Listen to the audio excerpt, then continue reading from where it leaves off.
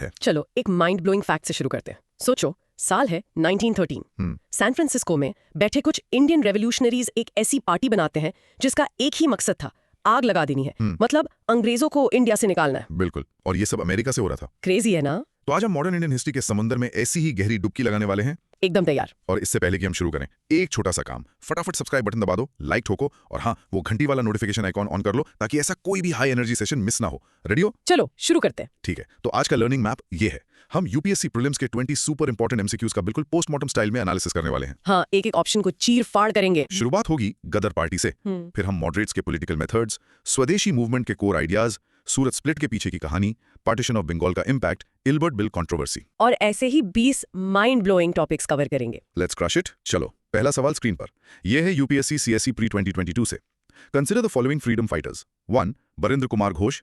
2. जोगेश Chandra Chatterjee. 3. Raj Bihari Bose. Who of the above were actively associated with the Gadam party? Options हैं A.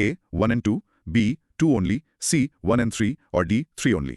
Broad micro theme: revolutionary organizations, Gadar party. ठीक है, तो पहले concept समझते हैं। गदर पार्टी थी क्या? देखो, ये 1913 में यूनाइटेड स्टेट्स ऑफ अमेरिका में बनी एक रेवोल्यूशनरी ऑर्गेनाइजेशन थी। अमेरिका में? ये सबसे इंटरेस्टिंग पार्ट है। बिल्कुल। इसका मेन एम था भारत में आर्म्ड रेवोल्यूशन लाकर ब्रिटिश रूल को उखाड़ फेंकना, और इसके ज्यादातर मेंबर्स पंजाब के आम किसान और एक्स सोल्जर्स थे जो वहां माइग्रेट हुए थे। एक रियल लाइफ एग्जांपल से समझा सकते हैं इसको, ताकि बिल्कुल क्लियर हो जाए? जरूर। इमेजिन करो कि जो एनआरआई कम्युनिटी आज टेक और बिजनेस में आगे है, 100 साल पहले वही कम्युनिटी इंडिया की आजादी के लिए पैसे और हथियार जमा कर रही थी। Wow. That was the Ghadar party spirit. वो गदार नाम का एक न्यूज़पेपर भी पब्लिश करते थे। क्या बात है। तो चलो अब ऑप्शंस का एनालिसिस करते हैं। कीवर्ड है एक्टिवली एसोसिएटेड। एग्जैक्टली। हमें गदार पार्टी के मेंबर्स को पहचानना है।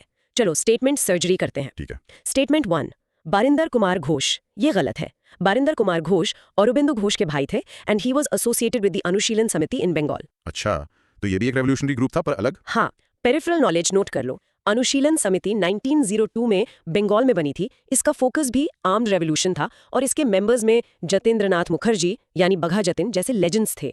तो Ghosh is equal to Anushilan Samiti Bengal. Got it. तो स्टेटमेंट 1 आउट। अब स्टेटमेंट 2, जोगेश चंद्र चैटर्जी। ये भी गलत है। जोगेश चंद्र चैटर्जी वाज अ की member of the Hindustan Republican association यानी एचएसआर, जो बाद में एचएसआरए बनी। एचआरए मतलब काकोरी कॉन्स्पिरेसी वाले? बिल्कुल।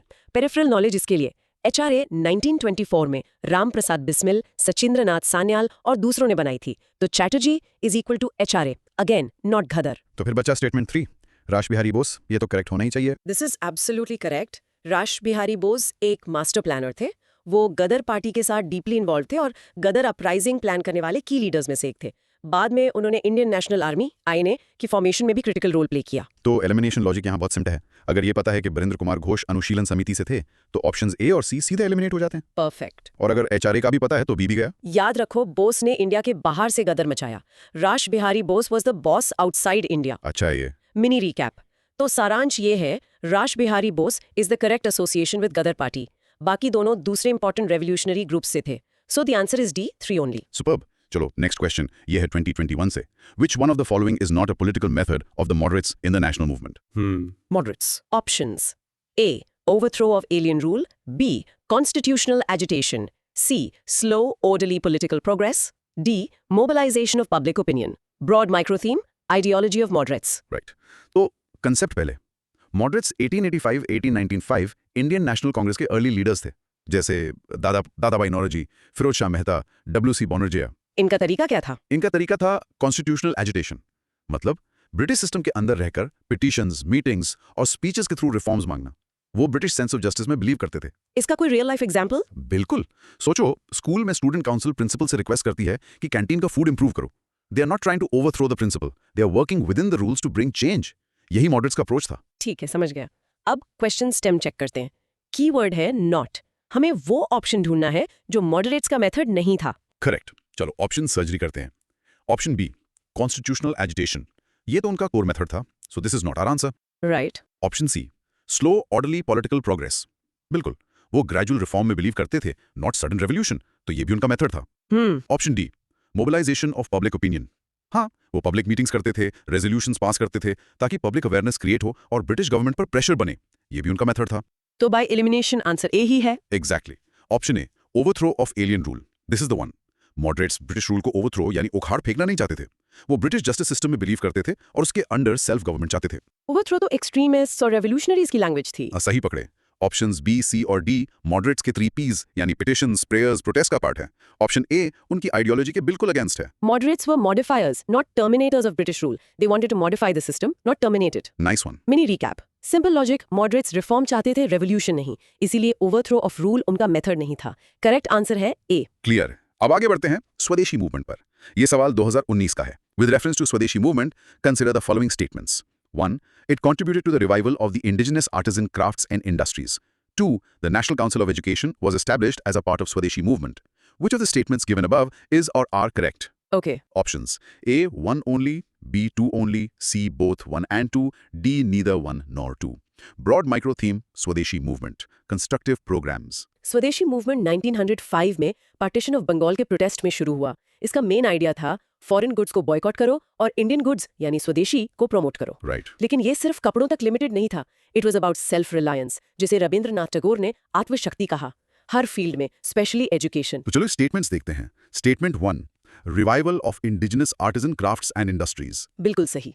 जब विदेशी माल बॉयकॉट हुआ तो इंडियन वीवर्स, आर्टिजन्स और छोटी छोटी इंडस्ट्रीज को बहुत बढ़ावा मिला।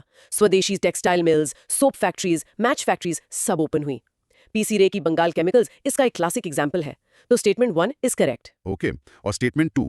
National council of education was established. ये भी बिल्कुल सही है। ब्रिटिश एजुकेशनल इंस्टीट्यूशंस को बॉयकॉट करने के लिए नेशनलिस्ट्स ने अपने खुद के स्कूल्स और कॉलेजेस खोले। The national council of education 1906 में सेटअप हुई थी to organize a system of education on national lines and under national control. अच्छा, तो बंगाल नेशनल कॉलेज इसी का पार्ट था। हाँ, जिसके प्रिंसिपल औरोबिंदो घोष थे। ये इसका एक बड़ा रिजल्ट था। तो दोनों ही स्टेटमेंट स्वदेशी मूवमेंट के कोर कंस्ट्रक्टिव प्रोग्राम का हिस्सा है, इसलिए दोनों करेक्ट हैं। राइट। Memory hack. स्वदेशी इक्वल्स स्व यानी self. Self made goods statement 1 and self run education statement 2 दोनों स्व से कनेक्टेड हैं। स्वदेशी सिर्फ बॉयकॉट नहीं था, बल्कि एक पॉजिटिव कंस्ट्रक्टिव मूवमेंट भी था for Indian industries and education. So the answer is C, both 1 and 2। Brilliant. अब आते हैं एक match the following type question पर 2017 से। Consider the following pairs. 1. Radha Kanta Deb, first president of the British Indian association. 2. Gazulu Lakshmi Narasu Chetty, founder of the Madras Mahajana Sabha. 3. Surendranath Banerjee, founder of the Indian Association. Which of the above pairs are correctly matched? Pre-Congress associations. Options. A. 1 only. B. 1 and 3 only. C. 2 and 3 only. D. 1, 2 and 3. Broad micro theme. Pre-Congress political associations. ठीक है। Indian National Congress 1885 से पहले भी India में कई छोटी बड़ी political associations बन चुकी थी। इनका काम था इंडियंस की ग्रीवेंसेस को ब्रिटिश गवर्नमेंट तक पहुंचाना। यह क्वेश्चन उन्हीं अर्ली एसोसिएशंस के बारे में है। चलो एक एक पेयर को देखते हैं। Pair 1, Radha Kanta Deb. Radha Kanta Deb, first president of the British Indian Association. This is correct. The British Indian Association 1851 में कैलकाटा में फाउंड हुई थी और राधा कांता देव इसके फर्स्ट प्रेसिडेंट थे। Okay. Pair 2, Gazulu Lakshmi Narasu Chetty. Gazulu Lakshmi Narasu Chetty, founder of the Madras Mahajana Sabha. ये गलत है। मद्रास महाजना सभा 1884 में एम वीरा राघवाचार्य, जी सुब्रमण्य अय्यर और पी अनंता चार्लू ने फाउंड की थी। तो चेट्टी का कनेक्शन किससे था? गाजुलू लक्ष्मी नारासु चेट्टी मद्रास नेटिव एसोसिएशन से जुड़े थे, जो इससे पहले की ऑर्गेनाइजेशन थी। पेरिफेरल नॉलेज, ये अर्ली एसोसिएशंस रीजनल थे। मद्रास महाजना सभा, बॉम्बे प्रेसिडेंसी एसोसिएशन और पूना सार्वजनिक सभा, ये आईएनसी के आने से ठीक पहले के 3 मेजर ऑर्गेनाइजेशंस थे। Got it. तो पेयर 2 गलत है। हाँ। अब pair 3। Surendranath Banerjee. Sure, Surendranath Banerjee, founder of the Indian Association. This is correct.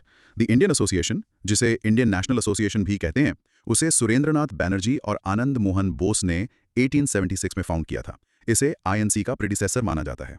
अच्छा। इसने सिविल सर्विसेज एज लिमिट के खिलाफ बड़ा प्रोटेस्ट किया था। सो कंक्लूजन, पेयर्स 1 और 3 करेक्टली मैच्ड हैं, पेयर 2 गलत है। बैनर्जी ने एसोसिएशन बनाई, याद रखो, सुरेंद्रनाथ बैनर्जी और इंडियन एसोसिएशन। और देव ने ब्रिटिश इंडियन एसोसिएशन की डेब्यू की as president. Nice. Mini recap. Pre Congress associations के फाउंडर्स को याद रखना जरूरी है। यहाँ राधाकांता देव और सुरेंद्रनाथ बैनर्जी के पेयर्स सही हैं, so the answer is B, 1 and 3 only. बहुत बढ़िया। अब चलते हैं कांग्रेस के फेमस स्प्लिट पर। सवाल है 2016 से। What was the main reason for the split in the Indian National Congress at Surat in 1907? Surat split बहुत इंपॉर्टेंट टॉपिक है। Options. A. Introduction of communalism into Indian politics by Lord Minto. B. Extremist lack of faith in the capacity of the moderates to negotiate with the British government. C. Foundation of Muslim League. D. Aurobindo Ghosh's inability to be elected as the president of the Indian National Congress. Broad micro theme: Surat split, moderates versus extremists. तो 1907 में सूरत में कांग्रेस का session हुआ और वहां party दो हिस्सों में टूट गई, नरम दल मॉडरेट्स और गरम दल एक्सट्रीमिस्ट्स। इसके पीछे काफी टाइम से आइडियोलॉजिकल डिफरेंसेस चल रहे थे। एक्सट्रीमिस्ट्स जैसे तिलक, लाजपत राय, बिपिन चंद्रपाल पैसिव रेजिस्टेंस और बॉयकॉट चाहते थे, जबकि मॉडरेट्स जैसे गोखले अभी भी कॉन्स्टिट्यूशनल मेथड्स पर अटके थे। क्वेश्चन पूछ रहा है मेन रीजन, जी। तो कोर इशू क्या था? चलो ऑप्शंस देखते हैं। Option A, introduction of communalism by Lord Minto. Minto Morley reforms 1909 में आए थे, जबकि स्प्लिट 1907 में हुआ, so this was a later event. गलत। हाँ, टाइमलाइन से ही आउट। हाँ। Option C, foundation of Muslim League. Muslim League 1906 में बनी थी। It was a contributing factor to the political climate but not the main reason for the internal split within Congress. ठीक है। Option D, Aurobindo Ghosh's inability to be elected as the president.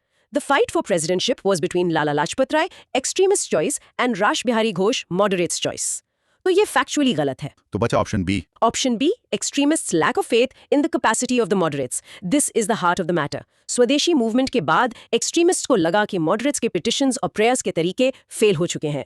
उन्हें लगता था कि अब direct action का time है। उनका मॉडरेट्स की लीडरशिप और मेथड से विश्वास उठ चुका था। बिल्कुल, यही फंडामेंटल डिफरेंस स्प्लिट का मेन रीजन बना। टाइमलाइन से ही ऑप्शन ए बाहर हो जाता है। बाकी ऑप्शंस साइड इश्यूज हैं। Core ideological conflict option B में कैप्चर हुआ है। स्प्लिट हुआ क्योंकि गरम दल एक्सट्रीमिस्ट को नरम दल मॉडरेट्स पर फेथ नहीं था। It was a crisis of faith. सही है। मिनी रिकैप, सूरत स्प्लिट का कोर रीजन आइडियोलॉजी था। एक्सट्रीमिस्ट को मॉडरेट्स के सॉफ्ट अप्रोच पर भरोसा नहीं रहा था। Answer is B. एकदम क्लियर। अब एक और 2016 का सवाल। The swadeshi and boycott were adopted as methods of struggle for the first time during the हाँ, timeline question. Options A, agitation against the partition of Bengal, B, home rule movement, C, non-cooperation movement, D, visit of the Simon Commission to India. Broad micro theme, methods of national movement, swadeshi and boycott. Concept simple है, स्वदेशी और boycott Indian freedom struggle के powerful tools थे। Question पूछ रहा है कि इनका पहली बार बड़े स्केल पर इस्तेमाल कब हुआ। ऑप्शंस देखते हैं। Option A, agitation against the partition of Bengal, बिल्कुल सही। 1905 में जब लॉर्ड कर्जन ने बंगाल को डिवाइड किया, उसके प्रोटेस्ट में स्वदेशी मूवमेंट लॉन्च हुआ। यही वो पहला मास मूवमेंट था जहां स्वदेशी और बॉयकॉट को as a political weapon use किया गया। बाकी ऑप्शंस। होम रूल मूवमेंट 1916 में स्टार्ट हुआ। इसने स्वदेशी के आइडियाज को आगे बढ़ाया, but the first use was not here. Non cooperation movement 1920 में स्टार्ट हुआ। इसमें भी स्वदेशी और बॉयकॉट अहम थे, बट ये पहली बार नहीं था। और साइमन कमीशन? वो 1928 में हुआ। इसके against protest Simon go back के नारों से हुए, बट स्वदेशी बॉयकॉट का फर्स्ट यूज यहां नहीं हुआ। तो ये एक फैक्चुअल क्वेश्चन है on the timeline of the freedom struggle. सही। मेमोरी हैक, पार्टीशन हुआ तो लोगों ने डिवाइड करने वाले ब्रिटिशर्स के प्रोडक्ट्स को अपनी लाइफ से डिवाइड कर दिया। Partition, boycott, simple. The first mass-scale use of Swadeshi and boycott was during the agitation against the partition of Bengal in 1905. Answer is A. Perfect. Let's move to 2015. Who of the following were economic critics of colonialism in India? 1. Dadabhai Naoroji. 2. G. Subramanya Iyer. 3. R.C. Dutt. Select the correct answer using the code given below. Economic critique बहुत important theme है। Options: A. 1 only. B. 1 and 2 only. C. 2 and 3 only. D. 1, 2 and 3. Broad micro theme. Economic critique of British rule. देखो, early nationalists का एक बहुत बड़ा contribution था economic critic of colonialism. उन्होंने आम जनता को समझाया कि ब्रिटिश रूल इंडिया को कैसे फाइनेंशियली बर्बाद कर रहा है। इसका सबसे फेमस कॉन्सेप्ट था ड्रेन ऑफ वेल्थ थ्योरी। तो चलो इन तीनों फिगर्स को देखते हैं। पहले Dadabhai Naoroji. The grand old man of India, he was the pioneer of this critic. उनकी book poverty and unBritish rule in India ने ड्रेन ऑफ वेल्थ थ्योरी को पॉपुलराइज किया, तो he is definitely a critic. Statement 2, G Subramania Iyer. He was a prominent journalist, one of the founders of the Hindu newspaper. वो भी British economic policies के अहम critic थे और उन्होंने इस पर एक्सटेंसिवली लिखा, तो ही इज ऑल्सो करेक्ट। और आरसी दत्त। रोमेश चंद्र दत्त एक रिटायर्ड ICS ऑफिसर थे जिन्होंने the economic history of India लिखी। ये बुक ब्रिटिश पॉलिसीज के कारण इंडिया की डी इंडस्ट्रियलाइजेशन पर एक क्लासिक वर्क है। So he is also a major economic critic. मतलब तीनों ही अहम क्रिटिक्स थे। हाँ बिल्कुल, ये तीनों ही फिगर्स कॉलोनियलिज्म के इकोनॉमिक इम्पैक्ट के सबसे बड़े क्रिटिक्स में से थे। याद रखो, DRN दत्त, आरसी नारोजी, ये इकोनॉमिक ड्रेन के क्रिटिक्स थे, और आयर भी इसी ग्रुप में आते हैं। अच्छा है। मिनी रिकैप, नारोजी, दत्त और आयर ये ट्रियम्बुलेट था जिसने ब्रिटिश इकोनॉमिक एक्सप्लॉयटेशन की नींव हिला दी। तीनों सही हैं। Answer is D. फैंटास्टिक। एक और सवाल 2015 से। Which one of the following movements has contributed to a split in the Indian National Congress, resulting in the emergence of moderates and extremists? ये क्वेश्चन पिछले सूरत स्प्लिट वाले क्वेश्चन से connected है। D. Civil disobedience movement.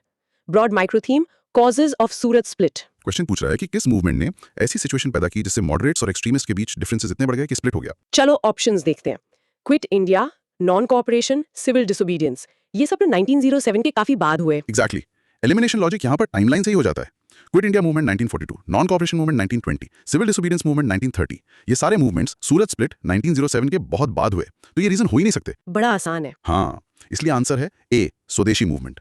स्वदेशी movement 1905 to 1908 के time पर extremist चाहते थे कि इस मूवमेंट को बंगाल से बाहर पूरे इंडिया में फैलाया जाए और सिर्फ फॉरेन गुड्स ही नहीं बल्कि हर चीज का बॉयकॉट हो। जैसे स्कूल्स, कोर्ट्स एटसेट्रा। करेक्ट। और मॉडरेट्स इसके लिए रेडी नहीं थे। इस हाउ टू प्रोटेस्ट के डिफरेंस ने 1907 में सूरत स्प्लिट करा दिया। स्वदेशी की आग इतनी गर्म थी कि कांग्रेस 2 टुकड़ों में स्प्लिट हो गई, गरम दल और नरम दल। Perfect analogy. मिनी रिकैप, स्वदेशी मूवमेंट ने ही मॉडरेट्स और एक्सट्रीमिस्ट के बीच के आइडियोलॉजिकल डिफरेंसेस को सरफेस पर लाकर सूरत स्प्लिट करवाया। The answer is A. Great. अगला सवाल भी 2015 से है on INC presidents. Consider the following statements. 1. The first woman president of the Indian National Congress was Sarojini Naidu. 2. The first Muslim president of the Indian National Congress was Badruddin Tyabji. Which of the statements given above is are correct? A factual question. ऐसे facts prelims में अक्सर पूछे जाते हैं। Options A 1 only, B 2 only, C both 1 and 2, D neither 1 nor 2. Broad micro theme, Indian National Congress important presidents. चलो statement surgery करते हैं। Statement 1, first woman president was Sarojini Naidu. ये गलत है। ओह, क्यों? Sarojini Naidu was the first Indian woman president of INC, Kanpur session 1925. लेकिन the first woman president was Annie Besant, Calcutta session 1917. ये एक subtle but बहुत important difference है। अच्छा, ये ट्रैप है। बिल्कुल। अब statement 2, first Muslim president was Badruddin Tayyab जी। ये बिल्कुल सही है। बदरुद्दीन तैयब जी INC के 3rd सेशन 1887 में मद्रास में प्रेसिडेंट बने थे। तो स्टेटमेंट 1 गलत, स्टेटमेंट 2 सही। हाँ, peripheral knowledge. The first English president was George Yule, 1888 Allahabad session. ऐसे फर्स्ट की लिस्ट जरूर याद रखना। Alphabetically सोचो। A for Annie Besant comes before S for Sarojini Naidu. So Annie Besant was the first woman president. और मुस्लिम president के लिए बदरुद्दीन तैयब जी बॉम्बे से थे, बने मद्रास में। Simple. Mini recap. Annie Besant was the first woman president and Badruddin Tayyab was the first Muslim president. So only statement 2 is correct. Answer is A. चलो अब 2014 के सवाल देखते हैं। पहला, The partition of Bengal made by Lord Curzon in 1905 lasted until. An important follow-up to the partition. Options: A, the First World War, when Indian troops were needed by the British and the partition was ended. B, King George V abrogated Curzon's act at the Royal Darbar in Delhi in 1911. C, Gandhiji launched his civil disobedience movement. D, the partition of India in 1947 when East Bengal became East Pakistan. Broad micro theme, annulment of the partition of Bengal. तो concept ये है कि Lord Curzon ने 1905 में बंगाल को divide कर दिया था। इसके खिलाफ इतना बड़ा स्वदेशी मूवमेंट हुआ कि ब्रिटिश गवर्नमेंट पर बहुत प्रेशर आ गया। क्वेश्चन है कि ये पार्टीशन कब तक चला? टाइमलाइन चेक करते हैं। हाँ, option A first world war, ये 1914 में शुरू हुई। पार्टीशन इससे पहले ही अनल हो गया था, so wrong. Option C civil disobedience movement 1930, timeline से ही गलत है। Option D partition of India in 1947, ये तो बिल्कुल अलग ही इवेंट है। तो बचा option B. Option B king George fifth abrogated Curzon's act in 1911, this is correct. 1911 में दिल्ली दरबार हुआ जहां किंग जॉर्ज फिफ्थ और क्वीन मैरी आए थे। वहां पर एज अ गुडविल जेस्चर उन्होंने पार्टीशन ऑफ बंगाल को अन्युल यानी रद्द कर दिया। अच्छा, उसी दरबार में। हाँ, पेरिफेरल नॉलेज। इसी दरबार में इंडिया की कैपिटल कलकत्ता से दिल्ली शिफ्ट करने का अनाउंसमेंट भी हुआ था। किंग ने आकर दरबार लगाया और पार्टीशन का दरवाजा बंद कर दिया। दिल्ली दरबार 1911 is equal to end of partition. Good one. Mini recap. The controversial partition of Bengal was annulled in 1911 at the Delhi Darbar by King George V. The answer is B. Great. Ghadar party फिर से। 2014 का अगला सवाल। The Ghadar was a A very direct question. Options: A. Revolutionary Association of Indians with headquarters at San Francisco. B. Nationalist organization operating from Singapore. C. Militant organization with headquarters at Berlin. D. Communist movement for India's freedom with headquarters at Tashkent. Broad micro theme. Ghadar Party Basic Facts. ये question घदर party के बारे में basic facts पूछ रहा है। आखिर ये थी क्या और इसका बेस कहाँ था? हमने पहले क्वेश्चन में डिस्कस किया था। हाँ, तो option A revolutionary association of Indians with headquarters at San Francisco, ये तो परफेक्ट लग रहा है। It is perfectly correct. Ghadar party एक रेवोल्यूशनरी एसोसिएशन थी और इसका हेडक्वार्टर्स सैन फ्रांसिस्को यूएसए में था। लेकिन बाकी ऑप्शंस को भी देखना जरूरी है। Right. Organisation operating from Singapore. Singapore में आईएनए का बेस था under Subhash Chandra Bose but not Ghadar party's HQ। Option C militant organisation with headquarters at Berlin. Berlin में Berlin committee for Indian independence थी during WWI but not Ghadar. Option D communist movement at Tashkent. Communist Party of India CPI was formed in Tashkent in 1920 by M.N. Roy, but Ghadar was a nationalist, not a communist movement. तो बाकी options भी important revolutionary centre से related है। Yes, memory hack. Imagine a revolutionary saying, San Francisco में गदर मचाएंगे. Connect the place and the name. Ghadar was a revolutionary party with its HQ in San Francisco. बाकी options दूसरे important groups और location से related है। The answer is A. Excellent. अब 2013 का सवाल. The Ilbert Bill controversy was related to the Gilbert bill एक major event है। options: A. Imposition of certain restrictions to carry arms by the Indians. B. imposition of restrictions on newspapers and magazines published in Indian languages. C. Removal of disqualifications imposed on the Indian magistrates with regard to the trial of the Europeans. D. Removal of a duty on imported cotton cloth.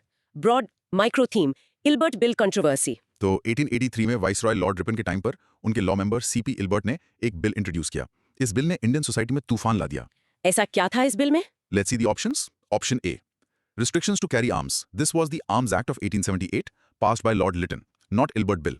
Option B. Restrictions on newspapers. This was the Vernacular Press Act of 1878, also by Lord Lytton, not Ilbert Bill. तो लिटन के act से ही है। अब option C, removal of disqualifications on Indian magistrates. This is the correct answer. उस time तक Indian जजेस को यूरोपियंस के क्रिमिनल केसेस ट्राई करने का अधिकार नहीं था। इल्बर्ट बिल ने इस जुडिशियल डिस्क्रिमिनेशन को हटाने की कोशिश की। बिल में प्रपोजल था कि इंडियन जजेस भी यूरोपियंस का ट्रायल कर सकते हैं। तो इस पे कंट्रोवर्सी क्यों हुई? Peripheral knowledge. जब ये बिल आया तो इंडिया में रहने वाले यूरोपियंस ने इसका जबरदस्त विरोध किया। उनके प्रेशर में बिल को इतना वीक कर दिया गया कि उसका ओरिजिनल पर्पस ही खत्म हो गया। इस घटना से इंडियन नेशनलिस्ट को समझ आया कि ब्रिटिशर से जस्टिस एक्सपेक्ट करना बेकार है, एंड इट फ्यूल्ड नेशनलिज्म। अच्छा, एन आई ओपनर था ये। बिल्कुल। Memory hack. Ilbert Bill was for judicial equality. Judge Ilbert wanted all judges to be equal. Ilbert bill का मेन मुद्दा था इंडियन जजेस को यूरोपियन एक्यूज का ट्रायल करने का हक देना। The answer is C. बहुत इंपॉर्टेंट पॉइंट। अब 2012 का सवाल दादा भाई नौरोजी पर। The most effective contribution made by Dadabhai Naoroji to the cause of Indian national movement was that. Most effective keyword है। हाँ, statements. 1. Exposed the economic exploitation of India by the British. 2. Interpreted the ancient Indian texts and restored the self-confidence of Indians. 3. Stressed the need for eradication of all the social evils before anything else. A 1 only, B 2 and 3 only, C 1 and 3 only, D 1 2 and 3. Broad micro theme, contribution of Dada Bhai Nauroji. दादा भाई Naoroji, the grand old man of India, के कई contributions थे, but the question asks for the most effective contribution. चलो statements देखते हैं। Statement 1, expose the economic exploitation. This is his signature contribution. उनकी drain of wealth theory ने British राज की moral foundation पर ही सवाल उठा दिया। उन्होंने प्रूव किया कि ब्रिटेन इंडिया को लूट रहा है। This was a massive ideological blow to the British. Okay, तो ये तो जरूर है। Statement 2, interpreted the ancient Indian texts. ये काम स्वामी विवेकानंद और दयानंद सरस्वती जैसे सोशल रिलीजियस रिफॉर्मर्स ने किया था, नॉट दादा भाई नौरोजी। Right. और statement 3, stress the need for eradication of all the social evils. Naoroji was a social reformer no doubt, but this was not his main political contribution. Political platform पर उनका focus economic critic था। Social reform पर ज्यादा focus दूसरे leaders का था। तो statement 1 ही उनका सबसे पावरफुल कंट्रीब्यूशन है। हाँ, बिल्कुल। Memory hack. Naoroji is equal to no rupee G. He showed how all the rupees were flowing out of India. Connect Nauroji with money and drain. दादा भाई नेरोजी का सबसे अहम कंट्रीब्यूशन था ब्रिटिश इकोनॉमिक एक्सप्लॉयटेशन को एक्सपोज करना through his drain of wealth theory. So the answer is A 1 only. Excellent. अब 2011 से एक क्वेश्चन है, ड्रेन थियरी से ही related, with reference to the period of colonial rule in India. Home charges formed an important part of drain of wealth from India. Which of the following funds constituted home charges? A deep dive into the drain theory. Statements. Funds used to support the India office in London. Funds used to pay salaries and pensions of British personnel engaged in India. Funds used for waging wars outside India by the British. A 1 only, B 1 and 2 only, C 2 and 3 only, D 1 2 and 3. Broad micro theme, drain of wealth, home charges. Concept clear करते हैं। Home charges drain of wealth का एक major component था। Basically ये वो खर्चे थे जो इंडियन गवर्नमेंट को लंदन में secretary of state for India को पे करने पड़ते थे। मतलब खर्चा इंडिया का, बट होता लंदन में था। अच्छा, तो देखते हैं statements. Statement 1, funds used to support the India office in London. बिल्कुल। इंडिया ऑफिस इन लंदन का पूरा खर्चा, सैलरीज, ऑफिस एक्सपेंसेस, सब इंडिया से जाता था। This is a core component. Statement 2, funds used to pay salaries and pensions of British personnel. This is also correct. जो British officers India में काम करते थे, उनकी सैलरीज और रिटायर होने के बाद उनकी पेंशन्स सब इंडियन रेवेन्यू से पे होती थी। This was a huge drain. और statement 3, funds used for waging wars outside India. This is also correct. British empire अपनी मिलिट्री कैंपेन्स जो इंडिया के इंटरेस्ट में नहीं थी, जैसे अफगानिस्तान या बर्मा में, उनका खर्चा भी इंडियन बजट पर डाल देती थी। मतलब तीनों ही सही हैं? हाँ, तीनों ही तरीके से इंडिया का पैसा ब्रिटेन जा रहा था under the name of home charges. All three are correct. Home charges मतलब ब्रिटेन के घर, होम के खर्चे जो इंडिया पे कर रहा था, उनका ऑफिस, उनके ऑफिसर्स का सैलरी पेंशन और उनके Wars, all three included. Simple and effective. Mini recap. Home charges में लंदन ऑफिस का खर्चा, ब्रिटिश ऑफिशियल्स की सैलरी पेंशन और ब्रिटेन के लड़े हुए वॉर्स का खर्चा सब शामिल था। The answer is D 1 2 and 3। Clear है। 2011 का एक और सवाल। What was the purpose with which Sir William Wedderburn and W.S. Kane had set up the Indian Parliamentary Committee in 1893? Lobbying in Britain? Interesting. Options. A. To agitate for Indian political reforms in the House of Commons. B. To campaign for the entry of Indians into the imperial judiciary. C. To facilitate a discussion on India's independence in the British Parliament. D. To agitate for the entry of eminent Indians into the British Parliament. Broad micro theme. Indian lobbying in Britain. Early Indian nationalist का मानना था कि British public और parliament को अगर India की सच्ची situation बताई जाए तो वो जरूर रिफॉर्म्स करेंगे। इसके लिए उन्होंने ब्रिटेन में लॉबिंग ग्रुप्स बनाए। इंडियन पार्लियामेंट्री कमेटी इन्हीं में से एक थी। तो इसका मेन पर्पस क्या था? Let's check the options. A. To agitate for Indian political reforms in the House of Commons. This is the correct answer. इस कमेटी का काम था ब्रिटिश एमपीज को इंडिया के इश्यूज के बारे में इन्फॉर्म करना और उनसे हाउस ऑफ कॉमन्स में इंडिया के फेवर में आवाज उठवाना। बेसिकली इंडिया के लिए ब्रिटेन में लॉबी करना। ऑप्शन सी, इंडिपेंडेंस की बात तो उस वक्त नहीं थी। बिल्कुल नहीं। 1893 में इंडिपेंडेंस की बात दूर दूर तक नहीं थी। उस टाइम सिर्फ रिफॉर्म्स और ग्रेटर रिप्रेजेंटेशन की मांग थी। So this is too extreme for that era. बाकी ऑप्शंस भी टू स्पेसिफिक हैं। Scope political reforms in general का था। Right. Peripheral knowledge, William Wedderburn एक रिटायर्ड आईसीएस ऑफिसर थे और आईएनसी के प्रेसिडेंट भी रहे थे। वो इंडिया के बड़े सपोर्टर थे। पार्लियामेंट्री कमेटी का काम क्या होगा? पार्लियामेंट में काम करना। पार्लियामेंट में क्या होता है? पॉलिटिकल रिफॉर्म्स पर debate. So option A is the logical choice. Make sense? Mini recap. The Indian Parliamentary Committee was a lobby group in Britain designed to push for Indian political reforms within the British Parliament. The answer is A. Okay, now let's jump to 2010. What was the immediate cause for the launch of the Swadeshi movement? Immediate cause, not the background, but the trigger. Options: A. The partition of Bengal done by Lord Curzon. B. A sentence of 18 months rigorous imprisonment imposed on Lokmanya Tilak. C. The arrest and deportation of Lala Lajpat Rai and Ajit Singh. D. Death sentence pronounced on the Chapekar brothers. Broad micro theme: Swadeshi movement. Immediate cause.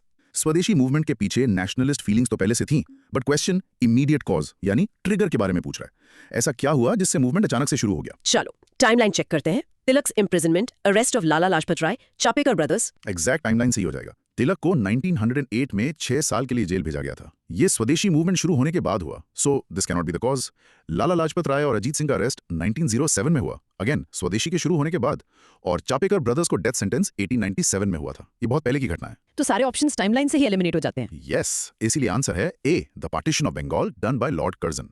This is the direct and immediate trigger. Lord Curzon ने जब जुलाई 1905 में partition announce किया तो उसके protest में अगस्त 1905 से formal स्वदेशी movement launch हो गया। स्वदेशी मूवमेंट बंगाल की आत्मा को बचाने के लिए था, जिसे कर्जन पार्टीशन कर रहा था। Partition equals Swadeshi. Simple. Mini recap. The immediate trigger for the Swadeshi movement was Lord Curzon's decision to partition Bengal in 1905. The answer is A. Great. अगला सवाल 2009 से, एक स्पेसिफिक डेट के बारे में। In the context of the Indian freedom struggle, 16th October 1905 is well known for which one of the following reasons? Important dates. Options. A, the formal proclamation of Swadeshi movement was made in Calcutta Town Hall. B, partition of Bengal came into effect. C, Dadabhai Naroji declared that the goal of Indian National Congress was Swaraj. D, Lokmanya Tilak started Swadeshi movement in Pune. Broad micro theme. Important dates. Partition of Bengal. कुछ dates freedom struggle में iconic बन जाती हैं। हाँ। 16th October 1905 ऐसी एक date है। तो क्या हुआ था इस दिन? Let's see. Option A, formal proclamation of स्वदेशी मूवमेंट। ये 7 अगस्त 1905 को कैलकाटा टाउन हॉल मीटिंग में हुआ था, तो डेट गलत है। Option C, Dadabhai Naoroji's declaration of Swaraj, ये 1906 के कैलकाटा सेशन में हुआ था, डेट गलत है। ऑप्शन डी, तिलक स्टार्टेड स्वदेशी इन पूना, ऐसा कोई स्पेसिफिक इवेंट नहीं है इस डेट पे। तो फिर ऑप्शन बी है। हाँ, option B, partition of Bengal came into effect, this is the correct answer. Announcement जुलाई में हुआ, लेकिन पार्टीशन को ऑफिशियली इंप्लीमेंट 16 अक्टूबर 1905 को किया गया। इस दिन को बंगाल में डे ऑफ मॉर्निंग यानी शोक दिवस के रूप में मनाया गया। People fasted, took a dip in the Ganga and tied rakis to each other to show unity. Right. Memory hack. 16th October को बंगाल broken हुआ। याद रखो this date as the black day when the partition was officially enforced. October 16, 1905 is the date when the partition of Bengal officially came into force. The answer is B.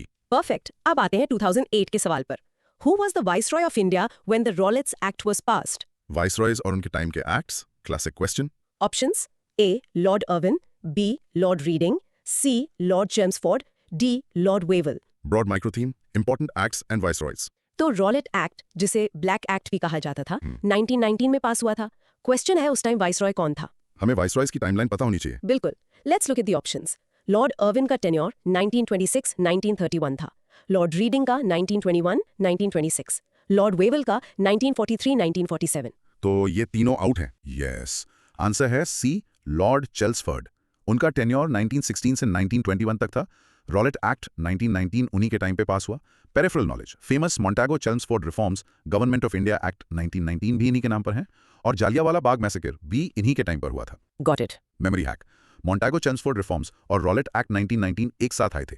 जोड़ो इनको, Chelmsford's black act. Lord Chelmsford was the viceroy when the Rowlatt Act was passed in 1919. The answer is C. बहुत बढ़िया। अब 2008 से एक और सवाल, बहुत बेसिक है। The first conference of Indian National Congress held at. A foundational fact. Options A Kolkata, B Lahore, C Mumbai, D Poona. Broad micro theme Indian National Congress first session. INC का पहला सेशन कहाँ हुआ? ये मॉडर्न हिस्ट्री का एक क्लासिक फैक्ट है। सही answer क्या है? सही आंसर है सी, मुंबई। फर्स्ट सेशन बॉम्बे अब मुंबई में हुआ था इन दिसंबर 1885। इसके प्रेसिडेंट WC बनर्जी थे एंड 72 डेलीगेट्स ने अटेंड किया था। लेकिन इसमें एक ट्रैप है ना, पुणे का। हाँ बिल्कुल, Pune is a classic trap option.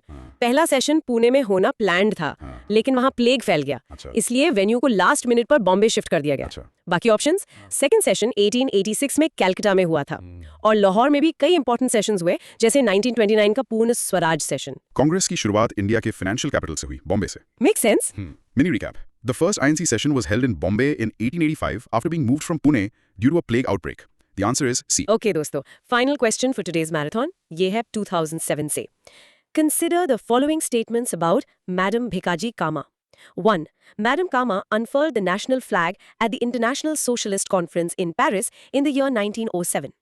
2. Madam Kama served as private secretary to Dadabhai Nauroji. 3. Madam Kama was born to Parsi. Which of the statements given above is are correct? Madam Kama, a fantastic revolutionary. Options A, 1, 2 and 3, B, 2 and 3 only, C, 1 and 2 only, D, 3 only. Broad micro theme, Indian revolutionaries abroad, Madam Kama. Madam Bhikaji Cama को mother of Indian revolution भी कहते हैं। वो Europe में रहकर India की आजादी के लिए काम कर रही थी। ये क्वेश्चन काफी स्पेसिफिक डिटेल्स पूछ रहा है। चलो स्टेटमेंट सर्जरी करते हैं। Statement 1, unfurled the national flag at Paris in 1907. यहाँ एक मेजर एरर है। उन्होंने फ्लैग अनफर्ल किया था 1907 में ही किया था, इंटरनेशनल सोशलिस्ट कॉन्फ्रेंस में ही किया था। लेकिन जगह पेरिस नहीं, स्टुटगार्ट जर्मनी थी। इस एक वर्ड पेरिस ने स्टेटमेंट को गलत कर दिया। UPSC loves the small details. Wow, ये बहुत ट्रिकी है। हाँ, अब statement 2, served as private secretary to Dadabhai Naoroji. This is correct. अपने अर्ली करियर में उन्होंने दादाभाई नौरोजी के लिए काम किया था, जिससे उन्हें नेशनलिस्ट पॉलिटिक्स की समझ आई। ठीक है। और statement 3, Madam Cama was born to Parsi. This is also correct. She was born into a wealthy Parsi family in Bombay. तो स्टेटमेंट 1 गलत, बट 2 एंड 3 सही है। एलिमिनेशन लॉजिक यहाँ बहुत पावरफुल है।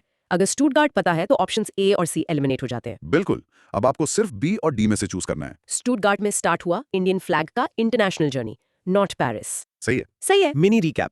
मैडम कामा ने स्टुटगार्ट में फ्लैग अनफोल्ड किया था, वो नायरोजी की सेक्रेटरी थी और पारसी थी। सो स्टेटमेंट्स 2 और 3 सही हैं। The answer is B. Phew, what a session दोस्त। आज हमने मॉडर्न हिस्ट्री का एक पूरा चैप्टर PYQs के थ्रू मास्टर कर लिया। हाँ, एकदम डिटेल्ड एनालिसिस किया है। हमने गदर पार्टी और रास बिहारी बोस का कनेक्शन देखा, मॉडरेट्स की कॉन्स्टिट्यूशनल एजिटेशन और एक्सट्रीमिस्ट के पासिव रेजिस्टेंस के बीच का फर्क समझा। स्वदेशी मूवमेंट को सिर्फ बॉयकॉट नहीं, बल्कि एक कंस्ट्रक्टिव प्रोग्राम, आत्मशक्ति के रूप में जाना। सूरत स्प्लिट का ट्रिगर, स्वदेशी मूवमेंट और पार्टीशन ऑफ बंगाल की टाइमलाइन को डिकोड किया। और दादाभाई नौरोजी की ड्रेन थ्योरी से लेकर मैडम कामा के रेवोल्यूशनरी एक्ट्स तक सब कवर किया। It was a very comprehensive recap. ये सब जानने के बाद एक सवाल सोचना, जब 1907 में कांग्रेस स्प्लिट हुई तो क्या इसने नेशनल मूवमेंट को कमजोर किया, इंटरेस्टिंग क्वेश्चन। या फिर आगे चलकर आने वाले गांधीयन फेज के लिए जमीन तैयार की by showing the limits of both moderate and extremist methods? इस पर सोचना जरूर। A very provocative thought. अगर इस डीप एनालिसिस में मजा आया और कुछ नया सीखने को मिला तो कमेंट सेक्शन में बताओ कि अगला सेशन किस टॉपिक पर चाहिए। And don't forget to share this with your friends. Keep learning, keep growing. बिल्कुल, मिलते हैं अगले सेशन में। सोच के देखो, एक छोटी सी चिंगारी, बस एक, और वो पूरे जंगल में आग लगा सकती है। बिल्कुल। सोचो, एक शिप उम्मीदों से भरी हुई कनाडा पहुंचती है, पर उसे एंटर करने से मना कर दिया जाता है। और जब वो वापस इंडिया आती है तो गोलियों से स्वागत होता है। कितना ट्रेजिक। ये किसी मूवी की स्क्रिप्ट नहीं, बल्कि इंडियन फ्रीडम स्ट्रगल की एक सच्ची पावरफुल कहानी है। आज हम ऐसी ही कई दिल को छू जाने वाली कहानियों और कॉन्सेप्ट्स को डीकोड करेंगे। बिल्कुल। बट वेट, इससे पहले कि हम इस ज्ञान के समंदर में डाइव करें, जल्दी से सब्सक्राइब बटन हिट कीजिए, नोटिफिकेशन बेल ऑन कर लीजिए और कमेंट सेक्शन में एक रेडी टाइप कर दीजिए। Let's start this amazing journey. Exactly. आज हमारा सफर यूपीएससी प्रीलिम्स के 10 इंपॉर्टेंट क्वेश्चंस के थ्रू होगा। ओके, हमारा लर्निंग मैप बिल्कुल क्लियर है। We'll start with the Kamagata-Maru incident and the Gadar party. Right. Then we'll explore different forms of protest. Rabindranath Tagore का symbolic act, स्वदेशी मूवमेंट और आखिर में चिटगांग आमरी रेड। वाओ, काफी कुछ है। हाँ, उसके बाद we'll dive into organizations जैसे पूना सार्वजनिक सभा और की INC presidents। और फाइनली हम इंटरनल डिबेट्स जैसे हंटर कमीशन और सुभाष चंद्र बोस का रेडिकल आइडिया देखेंगे। एक कंप्लीट पैकेज है। तो चलिए शुरू करते हैं। Let's do it. Okay Okay, let's unpack our first question. ये है UPSC CSE 2005 से. What was Kamagata Maru? Options हैं A. A political party based in Taiwan. B. Peasant communist leader of China. C. A naval ship on voyage to Canada. D. A Chinese village where Mao Zedong began his long march. इसका broad micro theme है significant events of the freedom struggle. Right. सो कामागाता मारू at its को एक steamship का नाम था, पर दोस्त ये सिर्फ एक जहाज नहीं था। नहीं था? ये उस वक्त के रेशियल डिस्क्रिमिनेशन और कॉलोनियल रूल के अगेंस्ट एक पावरफुल सिंबल बन गया। इसकी स्टोरी 1914 की है, जस्ट बिफोर वर्ल्ड वॉर 1। बिल्कुल। इमेजिन करो 376 इंडियंस, ज्यादातर सिख, एक जापानीज स्टीमशिप कामागाटा मारू में फार ईस्ट से वैंकूवर जा रहे हैं। सपने लेकर। हाँ, एक बेटर लाइफ की होप है। बट जब वो वहां पहुंचते हैं, कैनेडियन अथॉरिटीज उन्हें लैंड करने से रोक देती हैं। क्यों? डिस्क्रिमिनेटरी इमिग्रेशन लॉज जैसे कंटिन्यूअस पैसेज लॉ। 2 महीने तक वो शिप समुद्र में ही खड़ी रहती है। ओह गॉड। सप्लाईज खत्म, कंडीशंस हॉरिबल, फिर उन्हें वापस इंडिया भेज दिया जाता है। और यहाँ कोलकाता के पास बज में इंपीरियल पुलिस उन्हें डेंजरस रेवोल्यूशनरीज मान लेती है। अच्छा। एक क्लैश होता है एंड पुलिस ओपन फायर, कई पैसेंजर्स की मौत हो जाती है। एक जर्नी ऑफ होप, एक जर्नी ऑफ ट्रेजेडी बन गई। That's a truly heart breaking story. अब चलो ऑप्शंस में डीप डाइव करते हैं। Let's do it. Option A और B, a political party based in Taiwan और peasant communist leader of China. ये दोनों ऑप्शंस देखो, चाइना और ताइवान से रिलेटेड है। Completely out of context. बिल्कुल। पेरिफेरल नॉलेज के लिए ताइवान की मेजर पॉलिटिकल पार्टी है कुओमिंटांग यानी KMT, और चाइना के सबसे फेमस पेजेंट कम्युनिस्ट लीडर थे माओ जेडोंग। ये जानकारी एलिमिनेशन में हेल्प करती है। So A and B are easily eliminated. What about option D? A Chinese village where Mao Tse tung began his long march. Again, ये एक लैंडमार्क इवेंट है, but Chinese history का। Right. The long march 1930s में हुआ था। कामागाता मारू incident 1914 का है। सब्जेक्ट और टाइमलाइन दोनों में कोई कनेक्शन ही नहीं है। So D is also out? Easily. तो बचा गया option C, a naval ship on voyage to Canada. ये हमारी स्टोरी से परफेक्टली फिट होता है। सोर्स भी कहता है द कोमागाटा मारू, a steamship, in 1914 it transported 376 migrants to Canada. That's our answer. यहाँ एलिमिनेशन लॉजिक बहुत स्ट्रांग है। अगर एग्जैक्ट आंसर नहीं भी पता हो तो भी आइडिया लग जाता है।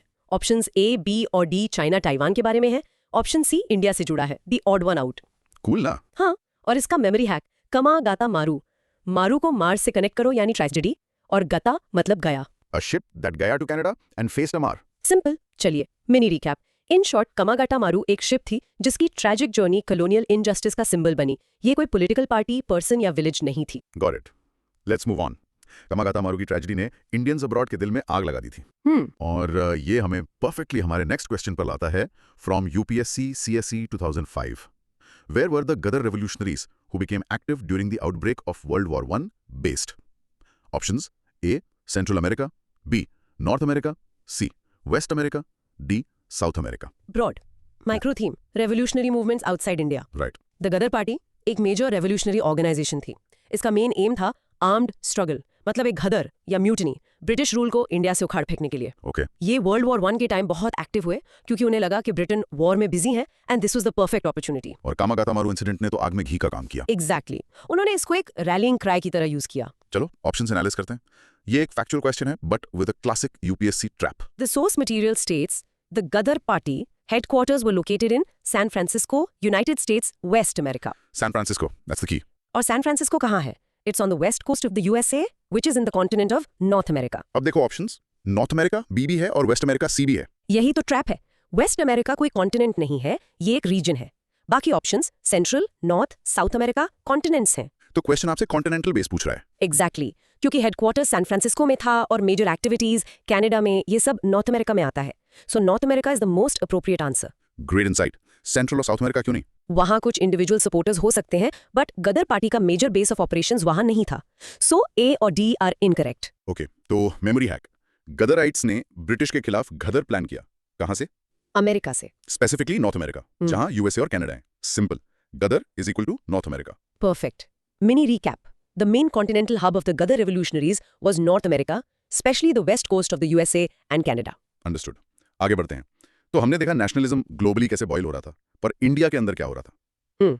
This brings us to a question about one of the most powerful symbolic protests in our history. UPSC CSE 2004 से the name of the famous person of India who returned the knighthood conferred on him as a token of protest against the atrocities in Punjab in 1919 was A, Tej Bahadur Sapru, B, Ashutosh Mukherjee, C, Rabindranath Tagore, D, Syed Ahmed Khan. इसका broad micro theme है nationalism and symbols of protest. Right. देखो, knighthood British crown द्वारा दिया जाने वाला एक बहुत बड़ा ऑनर था।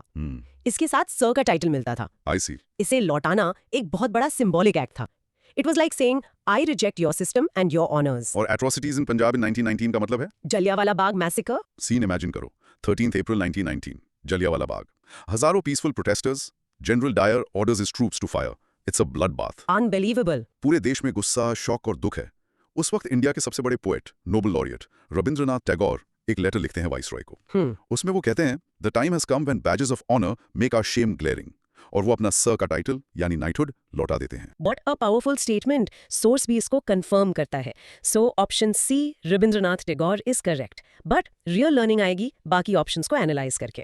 Let's do it option D Syed Ahmed Khan He was a great 19th century reformer, but उनकी death 1898 में हो गई थी. So timeline 1919 से match ही नहीं करती. Easy elimination. ओके टाइमलाइन से D out what about Sapru and Mukherjee Good question. Option A, Tej Bahadur Sapru. He was a very prominent lawyer और Liberal Party के leader थे. He believed in dialogue and reform, not in such acts of protest. Okay Option B, Ashutosh Mukherjee. He was a visionary educator, the tiger of Bengal. उनका main domain education था.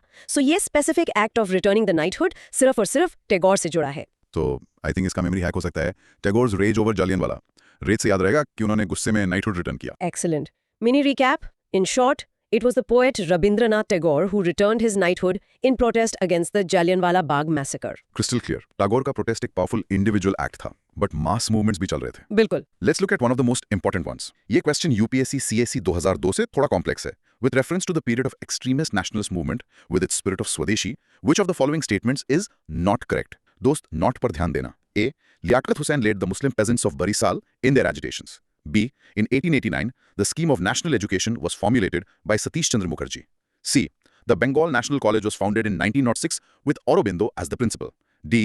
Tagore preached the cult of Atma Shakti. इसका broad micro theme है स्वदेशी movement and extremist phase. Right. Extremist phase या गरम दल 1905 के partition of Bengal के आसपास शुरू हुआ. इनका फोकस था पैसिव रेजिस्टेंस, बॉयकॉट और स्वदेशी मतलब सेल्फ रिलायंस. और आत्मा शक्ति भी. राइट. हाँ, आत्मा शक्ति या सेल्फ रिलायंस इसका कोर आइडिया था. चलो स्टेटमेंट्स चेक करते हैं इनकरेक्ट वाला ढूंढना है.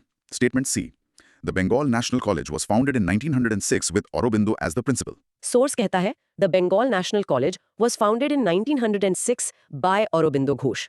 Aurobindo was the principal. So statement C is correct. Okay, now statement D. Tagore preached the cult of Atma Shakti.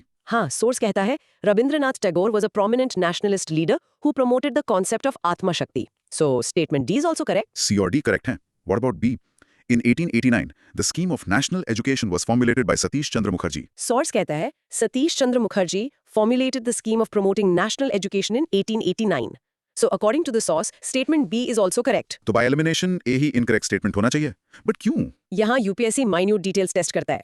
Source कहता है Liaquat Hussain was associated, but he was not associated with any such agitation in Barasal. He took the movement to Patna. That's the trick. हाँ, person सही है, association with Swadeshi सही है, but जगह गलत है. He was active in Patna, not Barisal. Wow. So statement A is the one that is not correct, making it our answer. इसका memory hack. Liaquat Hussain, Patna, not Barisal. Fix it. Perfect. Mini recap.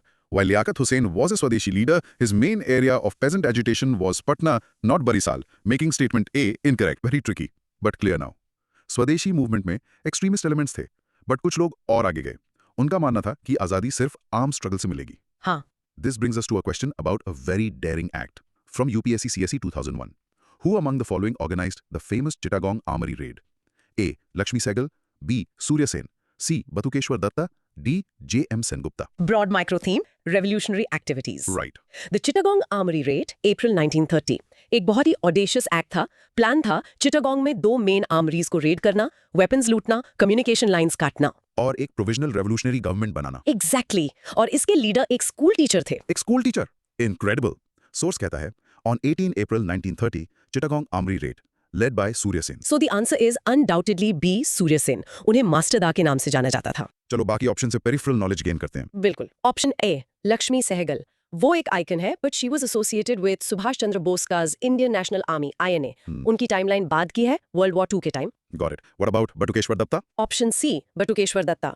He is famous for a different revolutionary act. 1929 में उन्होंने और भगत सिंह ने central legislative assembly में bomb फेंका था. To make the deaf hear. Correct. So revolutionary है पर event अलग है. Right. So elimination logic यहाँ सिंपल है. Associate the revolutionary with their key event. Yes. इसका मेमोरी हैक. सूर्य का मतलब है सन. सूर्य सेन ने चिटागोंग में ब्रिटिश एम्पायर का सूरज डुबाने की कोशिश की। That's a great memory hack. Mini recap. The Chittagong Armory raid was masterminded and led by the revolutionary teacher Surya Sen, also known as Master Da. Perfect. हमने सिंबॉलिक प्रोटेस्ट्स, इकोनॉमिक बॉयकॉट्स और armed Reds की बात की, but in सबसे पहले शुरुआत हुई थी ऑर्गेनाइज्ड पॉलिटिकल पिटिशनिंग से। The early days. Let's go back from UPSC CSE 2002. Which one of the following submitted in 1875 a petition to the House of Commons demanding India's direct representation in the British Parliament? A. The Deccan Association. B. The Indian Association. C. The Madras Mahajan Sabha. D. The Pune Sarvajanik Sabha. इसका broad micro theme है pre Congress political organisations. Right. देखो, Indian National Congress के बनने से पहले 1885 India में कई regional political associations थीं। दे वर द पायनियर्स। Source देखते हैं for the year 1875. The source is, in 1875, the Pune Sarvajanik Sabha submitted a petition to the House of Commons demanding direct representation of India in Parliament. That's a direct hit. The answer is D, the Pune Sarvajanik Sabha. But let's analyze the other options by their timeline. This is important. Okay. Option B, the Indian Association. ये सुरेंद्रनाथ बनर्जी और आनंदा मोहन बोस ने 1876 में बनाई थी। So 1875 के बाद So B is out. What about C? Option C, Madras Mahajana Sabha. ये 1884 में बनी। अगेन 1875 के बाद। Wow. So elimination logic यहाँ chronology पर based है। अगर फाउंडेशन ईयर्स पता है तो B और C easily eliminate हो जाते हैं। Exactly. This is a fantastic trick. The Pune सार्वजनिक सभा 1870 में बनी थी by M.G. Ranade, so timeline perfectly fit होती है। Okay, इसका memory hack, पूना से petition, P for P, Poona सार्वजनिक सभा ने 1875 में petition भेजी थी। Simple and effective. Mini recap. The Pune Sarvajanik Sabha was the organization that petitioned the British House of Commons in 1875 for direct Indian representation. Poona सार्वजनिक सभा जैसे foreigners के बाद आई the big one, the Indian National Congress. Let's dive deep into the INC with this statement-based question from UPSC CSE 2000. Consider the following statements about the Indian National Congress. 1. Sarojini Naidu was the first woman to be the president of the Congress. 2. C.R. Das was in prison when he functioned as the president of the Congress. 3. The first Britisher to become the president of the Congress was Alan Octavian Hume. 4. Alfred Webb was the president of the Congress in 1894. Which of these statements are correct? This is a high-yield topic. चलो एक-एक करके देखते हैं। Statement 1. Sarojini Naidu was the first woman to be the president of the Congress. This is a classic UPSC trap. कैसे? The first woman president was Annie Besant in 1917. Sarojini Naidu was the first Indian woman president in 1925. Oh, that word Indian makes all the difference. बिल्कुल. So statement 1 is incorrect. Okay, next statement. C.R. Das was in prison. हाँ, ये correct है। C.R. दास 1921 Ahmedabad session के लिए president elect हुए थे, पर वो जेल में थे। उनकी जगह हकीम अजमल खान ने एक्टिंग प्रेसिडेंट का काम किया। So statement 2 is correct. Got it. Statement 3. The first Britisher to become the president was Alan Octavian Hume. एक और ट्रैप। A.O. ह्यूम कांग्रेस के फाउंडर्स में से एक थे, पर वो जनरल सेक्रेटरी थे, कभी प्रेसिडेंट नहीं बने। तो कौन थे first British president? George Yule in 1888. So statement 3 is incorrect. Wow. Founder, not president. What about the last one? Statement 4. Alfred Webb was the president in 1894. Source इसको confirm करता है. So statement 4 is correct. तो statements 2 और 4 correct हैं. Besant was first, Naidu was first Indian, और Hume was founder, Yule was first British ruler. President. Okay. Mini recap. The first woman INC president was Annie Besant. A.O. Hume was the founder, not the first British president. The facts about C.R. Das and Alfred Webb are correct. Excellent. हमने leaders और organizations की बात की. Let's test our association skills with a match the following. UPSC CSE 2000 से. A. Chittagong Armory raid. B. Abhinav Bharat. C. Anushilan Samiti. 1. Kalpana Datta. 2. Guru Ram Singh. 3. Vinayak Damodar Savarkar. 4. Aurobindo Ghosh. The theme is revolutionary organizations and their leaders. चलो match करते हैं। Okay. Chittagong Armory raid. हमने discuss किया था कि leader Surya Sen थे, पर उनका नाम ऑप्शंस में नहीं है। So we look for an associate. Right. Source कहता है कल्पना Dutta was a remarkable Indian revolutionary who participated in the Chittagong Armory raid. So A matches with 1 Kalpana Datta. Perfect. Now B. Abhinav Bharat. Source कहता है Abhinav Bharat Society was founded by Vinayak Damodar Savarkar in 1904. So B matches with 3 V.D. Savarkar. Got it. And the last one. C. Anushilan Samiti. Source mentions Anushilan Samiti was led by Pramathannath Mitra, Aurobindo Ghosh. चूंकि Aurobindo Ghosh list में है, so C matches with 4 Aurobindo Ghosh. So the correct matching is A1, B3, C4. But what about Guru Ram Singh? Who was he? Good question. ये distractor option है. Source कहता है बाबा राम सिंह कुका started the Kuka movement in 1872. ये पंजाब का एक socio-religious movement था. So he is not connected to these 3. Okay. Memory hack. Chittagong में Kalpana. CK. Abhinav Bharat, VD. Savarkar. ABS. Anushilan Aurobindo. From UPSC CSE 2001. The Hunter Commission was appointed after the A. Black Hole Incident, B. Jallianwala Bagh Massacre, C. Uprising of 1857, D. Partition of Bengal. Broad micro theme, commissions and committees in British India. Okay, British government का एक standard procedure था, जब भी कोई major crisis होता वो एक inquiry committee बनाते थे। right. पर यहाँ एक ट्रिक है, इंडिया की हिस्ट्री में 2 इंपॉर्टेंट हंटर कमीशंस हैं। Oh, this is interesting. एक था हंटर कमीशन ऑन एजुकेशन 1882 में, बट यहाँ ऑप्शंस पॉलिटिकल इवेंट्स है, सो ये दूसरे हंटर कमीशन की बात हो रही है। Source कहता है, after the terror unleashed at Jallianwala Bagh on 13th April 1919, the government constituted the Hunter Committee. Clear as day, the answer is B, Jallianwala Bagh massacre. इस कमेटी का ऑफिशियल नाम था डिसऑर्डर्स इंक्वायरी कमेटी। अच्छा, हाँ, पेरिफेरल नॉलेज। इस committee की report एक whitewash थी, उसने जनरल डायर को काफी हद तक बचा लिया था। इसके रिस्पॉन्स में कांग्रेस ने अपनी अलग इंक्वायरी कमेटी बनाई थी। चलो बाकी ऑप्शंस एलिमिनेट करते हैं. ए, ब्लैक होल इंसिडेंट 1756, बहुत पुराना। सी, अपराइजिंग ऑफ 1857, इसके बाद गवर्नमेंट ऑफ इंडिया एक्ट 1858 आया। डी, पार्टीशन ऑफ बंगाल 1905, इससे स्वदेशी मूवमेंट शुरू हुआ। जालियांवाला बाग 1919 के बाद एक ऑफिशियल इंक्वायरी जरूरी थी, so the context fits perfectly. Memory hack. The hunter came to hunt for the facts of the massacre. Precisely. Mini recap. The Hunter Committee of 1919 was set up to investigate the Jallianwala Bagh massacre, not for education. Got it. And we are on our final question for today. ये एक fascinating internal debate के बारे में है. From UPSC CSE 2000, while delivering the presidential address, the Congress president who advocated the introduction of Roman script for the Hindi language was A. Mahatma Gandhi, B. Jawaharlal Nehru, C. Abul Kalam Azad, D. Subhash Chandra Bose. Broad micro theme. Language and politics in the freedom struggle. Interesting. देखो, India की national language क्या हो, इस पर बहुत debate हुई थी। और स्क्रिप्ट कौन सी हो, देवनागरी या रोमन, ये भी एक पॉइंट था। I can imagine. एक लीडर ने सोचा कि रोमन स्क्रिप्ट अडॉप्ट करने से हिंदी नॉन हिंदी स्पीकर्स के लिए इजी हो जाएगी और नेशनल यूनिटी प्रमोट होगी। ये किसने सोचा था? सोच क्या कहता है? The source is clear. Subhash Chandra Bose, in his presidential address 1938, advocated the introduction of Roman script for the Hindi language. So the answer is D. Subhash Chandra Bose. हाँ, ये उन्होंने अपने फेमस हरिपुरा कांग्रेस सेशन 1938 में कहा था, पर यह proposal popular नहीं हुआ और ड्रॉप कर दिया गया। बाकी लीडर्स का क्या व्यू था? महात्मा गांधी हिंदुस्तानी चाहते थे, हिंदी और उर्दू का ब्लेंड, जो देवनागरी और पर्शियन दोनों स्क्रिप्ट्स में लिखी जाए, फॉर हिंदू मुस्लिम यूनिटी। और नेहरू? नेहरू ने भी हिंदुस्तानी को सपोर्ट किया, बट इवेंचुअली कॉन्स्टिट्यूएंट असेंबली ने हिंदी इन देवनागरी स्क्रिप्ट को ऑफिशियल लैंग्वेज बनाया। ये फैक्ट गेस करना मुश्किल है, बट इसका मेमोरी हैक, बोस एक इंटरनेशनल फिगर थे, उन्होंने यूरोप में टाइम स्पेंड किया था, सो इट मेक्स सेंस कि उन्होंने एक यूरोपियन रोमन स्क्रिप्ट का आइडिया सजेस्ट किया। Bose, Roman script. That's a logical connection. Mini recap.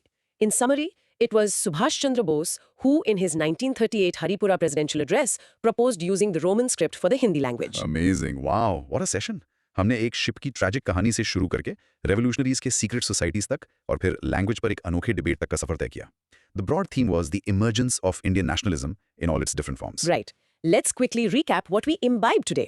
First, Kamagata Maru एक जहाज था जो colonial injustice का सिंबल बना. Second, गदर पार्टी नॉर्थ अमेरिका में बेस्ड रेवोल्यूशनरीज का ग्रुप था. थर्ड, टैगोर ने जलियांवाला बाग के प्रोटेस्ट में अपना नाइटहुड लौटाया. Right. फोर्थ, स्वदेशी मूवमेंट में डिटेल्स मैटर करती हैं, जैसे लियाकत हुसैन का बराइसल कनेक्शन इनकरेक्ट था. फिफ्थ, पूना सार्वजनिक सभा ने 1875 में पार्लियामेंट में रिप्रेजेंटेशन की मांग की. Okay. Sixth, Hunter commission Jallianwala Bagh massacre की जांच के लिए बनाई गई थी. सेवेंथ, सूर्य सेन ने चिटगांव रेड लीड किया. सावरकर ने अभिनव भारत बनाया. एट्थ, आईएनसी प्रेसिडेंट्स के facts. First women president Annie Besant थी, not Sarojini Naidu. AO Hume president कभी नहीं बने. और आखिर में सुभाष चंद्र बोस ने हिंदी के लिए रोमन स्क्रिप्ट का आइडिया दिया था. इन सभी इवेंट्स, आइडियाज और लोगों ने मिलकर इंडिया के फ्रीडम स्ट्रगल को शेप किया. हर छोटी बड़ी घटना का अपना इंपॉर्टेंस था. बिल्कुल, और ये लिसनर्स के लिए एक सवाल छोड़ जाता है. We saw Subhash Chandra Bose advocating for the Roman script for Hindi back in 1938. आज की डिजिटल एज में जहां हम सब इंग्लिश यानी Hindi written in the Roman script का इतना यूज करते हैं, क्या आपको लगता है कि बोस का वो आइडिया अपने टाइम से बहुत आगे था? That's a thought-provoking question. और अगर उस प्रपोजल को मान लिया जाता तो आज इंडिया का लिंग्विस्टिक लैंडस्केप कैसा होता? Think about it. मिलते हैं अगले एनालिसिस में. क्या आपको पता है कि इंडियन सिविल सर्विस से निकाला गया एक अफसर आगे चलकर ब्रिटिश राज के लिए सबसे बड़ी आवाजों में से एक बन गया? या फिर कैसे जापान की एक छोटी सी जीत ने पूरे भारत में आजादी की एक नई उम्मीद जगा दी थी? Welcome to the deep dive दोस्त। आज हम टाइम ट्रैवल करेंगे और मॉडर्न इंडियन हिस्ट्री के 10 super tricky UPSC prelims MCQs को चीर-फाड़ कर समझेंगे। एंड आई प्रॉमिस यू, ये कोई बोरिंग हिस्ट्री क्लास नहीं होने वाली है। बिल्कुल नहीं। शुरू करने से पहले एक छोटा सा काम, अगर आप चाहते हैं कि हम ऐसे ही कॉम्प्लेक्स टॉपिक्स को मक्खन जैसा स्मूथ बनाते रहें, तो जल्दी से सब्सक्राइब बटन दबा दो, नोटिफिकेशन बेल को ऑन कर लो और हाँ, कमेंट में बताओ कि आप अगला डीप डाइव किस टॉपिक पर चाहते हो। रेडी? Let's go. तो आज की हमारी पड़ताल में हम 10 जरूरी सवालों को देखेंगे। हम सुरेंद्रनाथ बैनर्जी के डिसमिसल से शुरू करेंगे, फिर गांधी जी के पहले ऑल इंडिया पॉलिटिकल वेंचर को समझेंगे। उसके बाद हम एक्सट्रीमिस्ट आइडियोलॉजी को डिकोड करेंगे और देखेंगे कि इंटरनेशनल इवेंट्स ने भारत की आजादी की लड़ाई पर क्या असर डाला। हर सवाल एक नई कहानी है। तो चलिए इस ज्ञान की यात्रा को शुरू करते हैं। चलिए शुरू करते हैं। हमारा पहला सवाल यूपीएससी सीएसई 1999 से। Okay. Which one of the following Indian leaders was dismissed by the British from the Indian civil service? Options हैं A.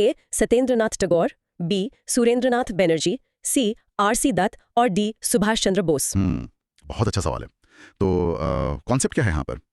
ये सवाल ब्रिटिश इंडिया में इंडियंस के साथ होने वाले रेशियल डिस्क्रिमिनेशन को हाईलाइट करता है। Right. Specially in the coveted Indian civil service, मतलब आईसीएस। ब्रिटिश नहीं चाहते थे कि इंडियंस पावर की पोजीशंस पर रहें। बिल्कुल, मतलब एक तरह का सिस्टमिक बायस था, लेकिन उन्हें एक बहुत ही minor and disputed technical error के बहाने डिसमिस कर दिया गया। अच्छा, मतलब बस एक बहाना था। हाँ, ये साफ तौर पर भेदभाव था। चलो ऑप्शंस देखते हैं। ऑप्शन ए, सत्येंद्रनाथ टैगोर। ये तो पहले इंडियन थे, है ना? बिल्कुल।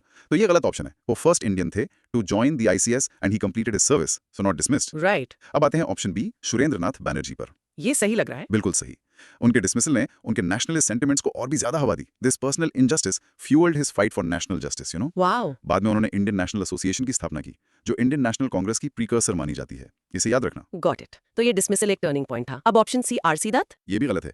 वो भी एक आईसीएस ऑफिसर थे और एक फेमस इकोनॉमिक हिस्टोरियन बने, लेकिन उन्हें डिसमिस नहीं किया गया था। ओके। और आखिरी ऑप्शन सुभाष चंद्र बोस। ये तो एक ट्रैप लग रहा है। बिल्कुल ट्रैप है।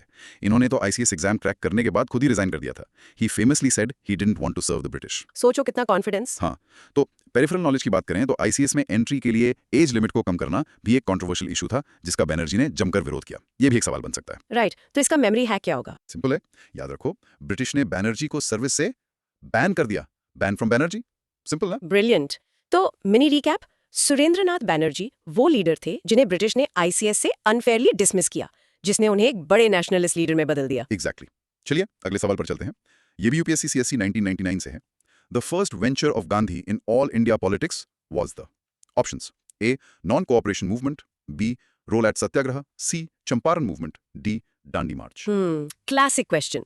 यहाँ पर कॉन्सेप्ट ये है कि सवाल गांधी जी के ऑल इंडिया लेवल पर पहले पॉलिटिकल मूवमेंट के बारे में है। कीवर्ड है ऑल इंडिया। अच्छा, मतलब स्केल इंपॉर्टेंट है। बहुत इंपॉर्टेंट है। गांधी जी 1915 में भारत आए। उन्होंने पहले कुछ रीजनल इश्यूज में हिस्सा लिया, जैसे चंपारण, अहमदाबाद और खेड़ा। ये उनके एक तरह से टेस्ट मैचेस थे। राइट, नेशनल स्टेज पर आने से पहले प्रैक्टिस। बिल्कुल। तो ऑप्शन ए, नॉन कोऑपरेशन मूवमेंट। देखते हैं, ये गलत है। ये 1920 में शुरू हुआ रॉलेट सत्याग्रह के बाद। ये गांधी जी का पहला मास मूवमेंट था, but not the first all India venture. Okay, chronology के हिसाब से गलत है। हाँ, अब option B, Rowlatt satyagraha, and this is the correct answer. अच्छा, ये था उनका ऑल इंडिया डेब्यू। यस। 1919 का रॉलेट एक्ट एक काला कानून था जो बिना ट्रायल के किसी को भी जेल में डालने की पावर देता था। इसके खिलाफ गांधी जी ने पहली बार पूरे देश से अपील की। This was his first entry into national politics on an all India scale. Got it. तो चंपारण क्यों नहीं? Option C. चंपारण गलत है, बिकॉज ये 1917 में हुआ था, but it was a regional issue confined to the indigo farmers of Champaran, Bihar. It was not all India. Okay, so local issue था। और ऑप्शन डी, दांडी मार्च। ये तो बिल्कुल गलत है। ये 1930s में सिविल डिसोबीडियंस मूवमेंट का हिस्सा था, क्लियरली रॉलेट सत्याग्रह से काफी बाद में। Right.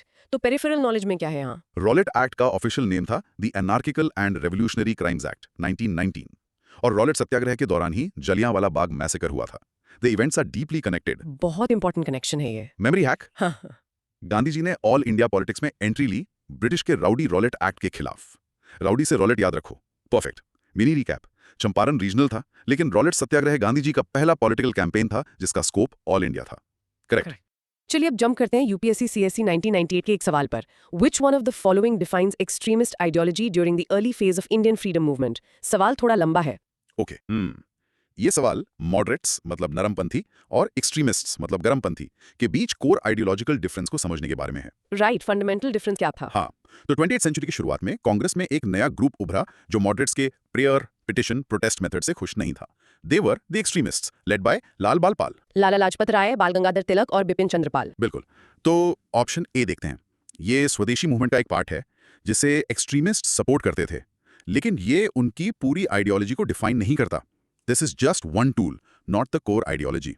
Okay, so it's a part, not the whole definition. Exactly. Now option B, this is the perfect answer. अच्छा। एक्सट्रीमिस्ट का मेन बिलीफ था कि स्वराज और सेल्फ गवर्नमेंट भीख मांगने से नहीं मिलेगा। They advocated for aggressive means like mass mobilisation, boycotts and passive resistance, not just petitions. Right, petitions की जगह एक्शन। बिल्कुल। अब ऑप्शन सी देखते हैं, नेशनल एजुकेशन।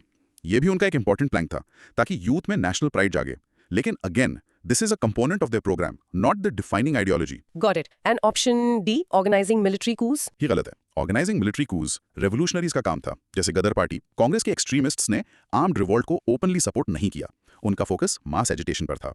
बहुत क्लियर डिस्टिंक्शन है। हाँ, पेरिफेरल नॉलेज में याद रखना कि the split between moderates and extremists happened at the Surat session of Congress in 1907, famously known as the Surat split. Surat split, right, memory hack. Extreme means going beyond limits. Extremists went beyond the limits of petitions and demanded Swaraj aggressively. Aggression is the key word. Great hack. Mini recap. Extremist ideology का सार था petitions नहीं, aggressive action से self government हासिल करना. Perfect. Next. UPSC CSE 1998 का एक sensitive but important question. The Indian Muslims in general were not attracted to the extremist movement because of the. Influence of Sir Syed Ahmad Khan. Okay. Anti-Muslim attitude of extremist leaders, indifference shown to Muslim aspirations, extremist policy of harping on Hindu part. Okay. ये सवाल Indian nationalism में communal angle के emergence को explore करता है।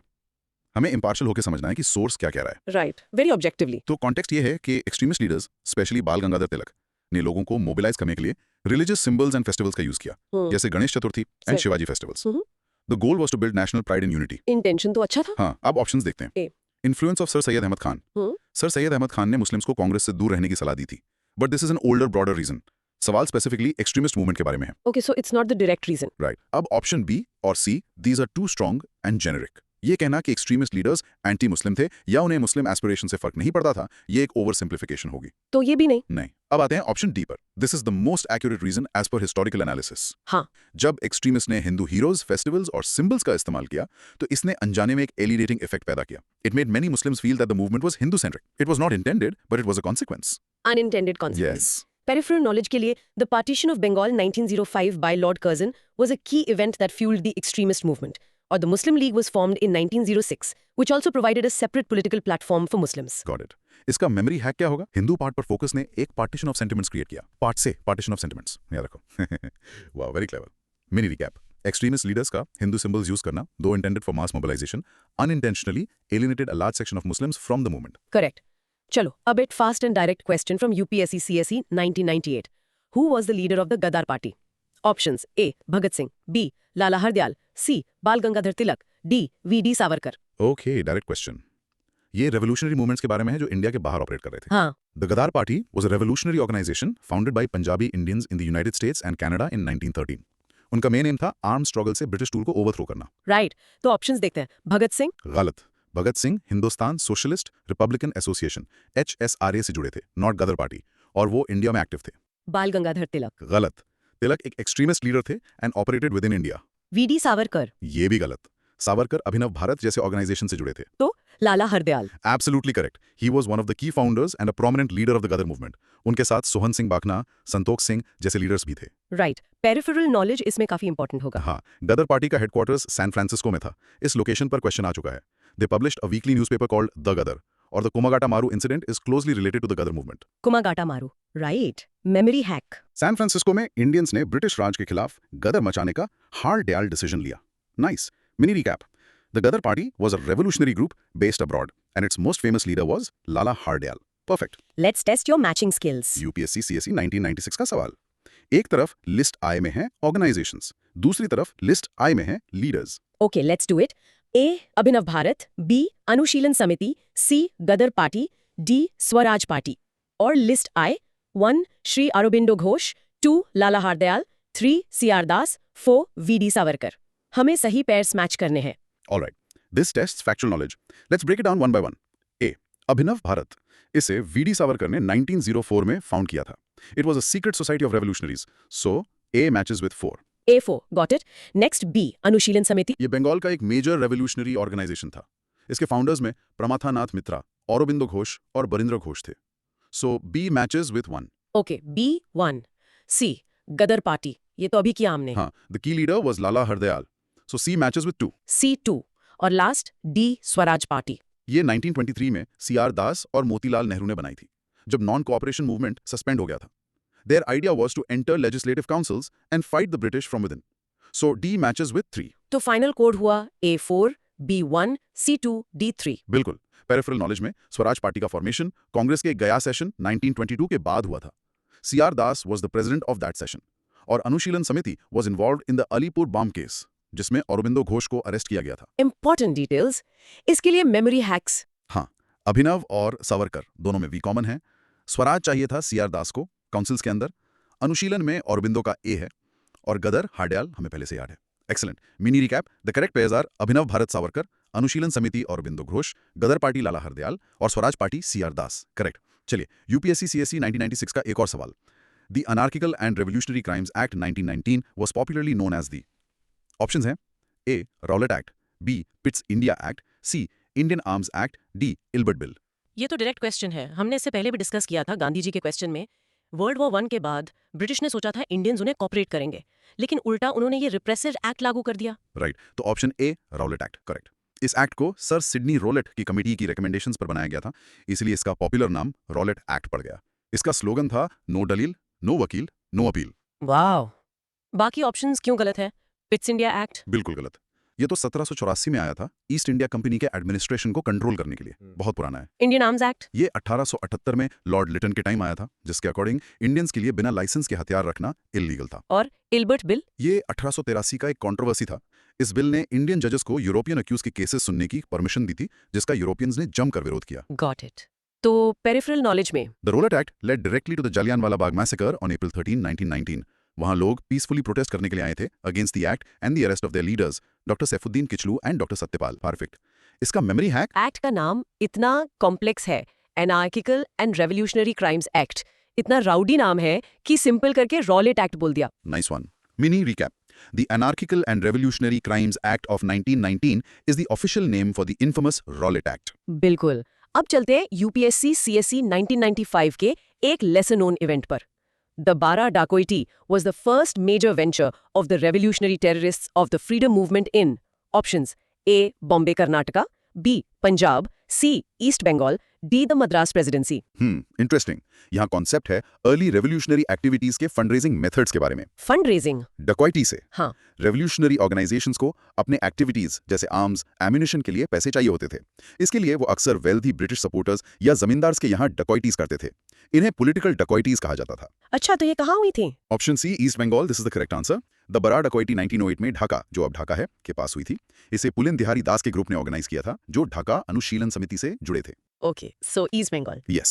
The other options are incorrect, as this specific event was a landmark revolutionary action in East Bengal, which was a hotbed of such activities after the partition of Bengal. इसके बारे में peripheral knowledge. Pulim Bihari Das was a major revolutionary leader in East Bengal and the founder of the Dhaka Anushilan Samiti. और revolutionary terrorism Bengal और महाराष्ट्र में काफी prominent था in the early 20th century. Memory hack for this. बड़ा डकॉइटी बंगाल में हुई, B for Bara, B for Bengal. Easy to remember, simple and effective. Mini recap. The Bara Dacoity was a significant early revolutionary action for fundraising that took place in East Bengal in 1908. Correct. What a question. UPSC CSE 1994. Which of the following international events influenced the course of the national movement in India before the advent of Mahatma Gandhi? Great question. 1. Italian Abyssinian War, 1898. 2. Boxer movement in China. 3. Revolutionary movement in Ireland.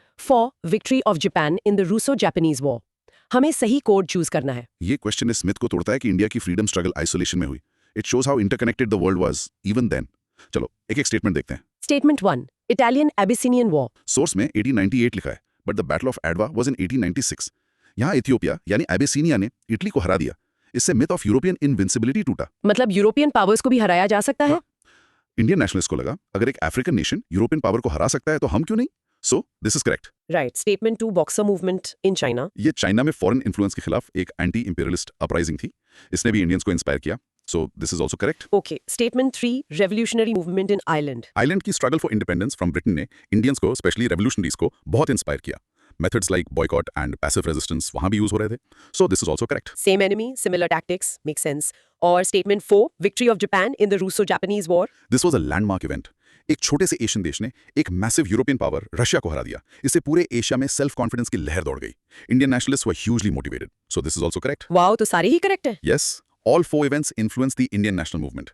So the correct option would be the one that includes 1, 2, 3 and 4. Peripheral knowledge. इसमें क्या add करेंगे? The Boer Wars in South Africa, where the British faced tough resistance, also had an impact on Indian perceptions of British military might. Memory hack for all this. Imagine India looking at the world map and seeing Ethiopia wins, Japan wins, Ireland is fighting, China is fighting. A feeling of हम भी कर सकते हैं was born. Powerful image. Mini recap. All 4 international events, victory of Ethiopia and Japan, and uprisings in China and Ireland, broke the myth of European superiority and greatly inspired Indian nationalists. Exactly. आज का आखिरी सवाल from UPSC CSE 1994. What was common among Madam Bhikaji Kama, M. Barkatullah, VVS Iyer, and M. N. Roy? Okay, finding the common link. Imberkatullah was the prime minister, and the rest were ministers in the Provisional Government of Free India, established by a group of revolutionaries at Kabul. All of them were among the prominent revolutionaries outside India operating in different countries during the freedom movement. All of them were accused in the case relating to the throwing of a bomb on Lord Hardinge. Okay, this tests knowledge of prominent Indian nationalists who operated from foreign soil. Option A देखते हैं. ये गलत है. M. N. Roy एक prominent communist थे, but not everyone on the list was. Madam Kama, for example, was a national socialist. Right. Option B, provisional government in Kabul. ये भी गलत है. Provisional government of India Kabul में बनी थी और राजा महेंद्र प्रताप उसके प्रेसिडेंट थे और बरकतुल्ला प्राइम मिनिस्टर. बट इसमें वीवीएस अय्यर या M N Roy directly involve नहीं थे एज मिनिस्टर्स. Okay, so ये भी सब पर अप्लाई नहीं होता. Option D, Lord Hardinge bomb case. गलत. लॉर्ड हार्डिंग पर बॉम्ब थ्रो करने का केस राज बिहारी बोस और सचिन सान्याल से जुड़ा है. तो बचा option C. And this is the correct common thread. All of them were prominent revolutionaries outside India. Madam Bhikaji Cama Paris और लंदन से एक्टिव थी. She famously unfurled an early version of the Indian flag in Stuttgart Germany in 1907. Wow. Barkatullah Ghadar party से जुड़े थे, Germany और Japan में active थे. VVS Iyer London में इंडिया हाउस से जुड़े थे और एम एन रॉय मेक्सिको और रशिया में कम्युनिस्ट मूवमेंट से जुड़े but started as a revolutionary. They all operated from outside India. Ramji Krishna Verma was a hub for Indian revolutionaries abroad. और मैडम कामा को mother of the Indian revolution भी कहते हैं. And the final memory hack. Cama, Barkatullah, Iyer, Roy ये सब NRIs थे. NRI मतलब non resident Indians नहीं. एनआरआई मतलब nationalist revolutionaries international. Brilliant. Mini recap. The one thing common to Madam Kama, Barkatullah, VVS Iyer and M. N. Roy was that they were all prominent Indian revolutionaries working for India's freedom from foreign countries. बिल्कुल सही. तो ये थी हमारी आज की supercharge historical investigation. हमने देखा कैसे एक आईसीएस ऑफिसर का डिसमिसल एक मूवमेंट बन गया, कैसे गांधी जी ने ऑल इंडिया स्टेज पर कदम रखा और कैसे दुनिया भर की आग ने भारत में आजादी की चिंगारी को हवा दी. आज हमने 10 अलग-अलग सवालों के जरिए मॉडर्न हिस्ट्री के कई इंपॉर्टेंट एस्पेक्ट्स को टच किया. Exactly. Moderates versus extremists, revolutionary movements inside and outside India, and the impact of global events. Her question एक विंडो था उस दौर को समझने का. और आप सबके लिए आज का थॉट प्रोवोकिंग क्वेश्चन.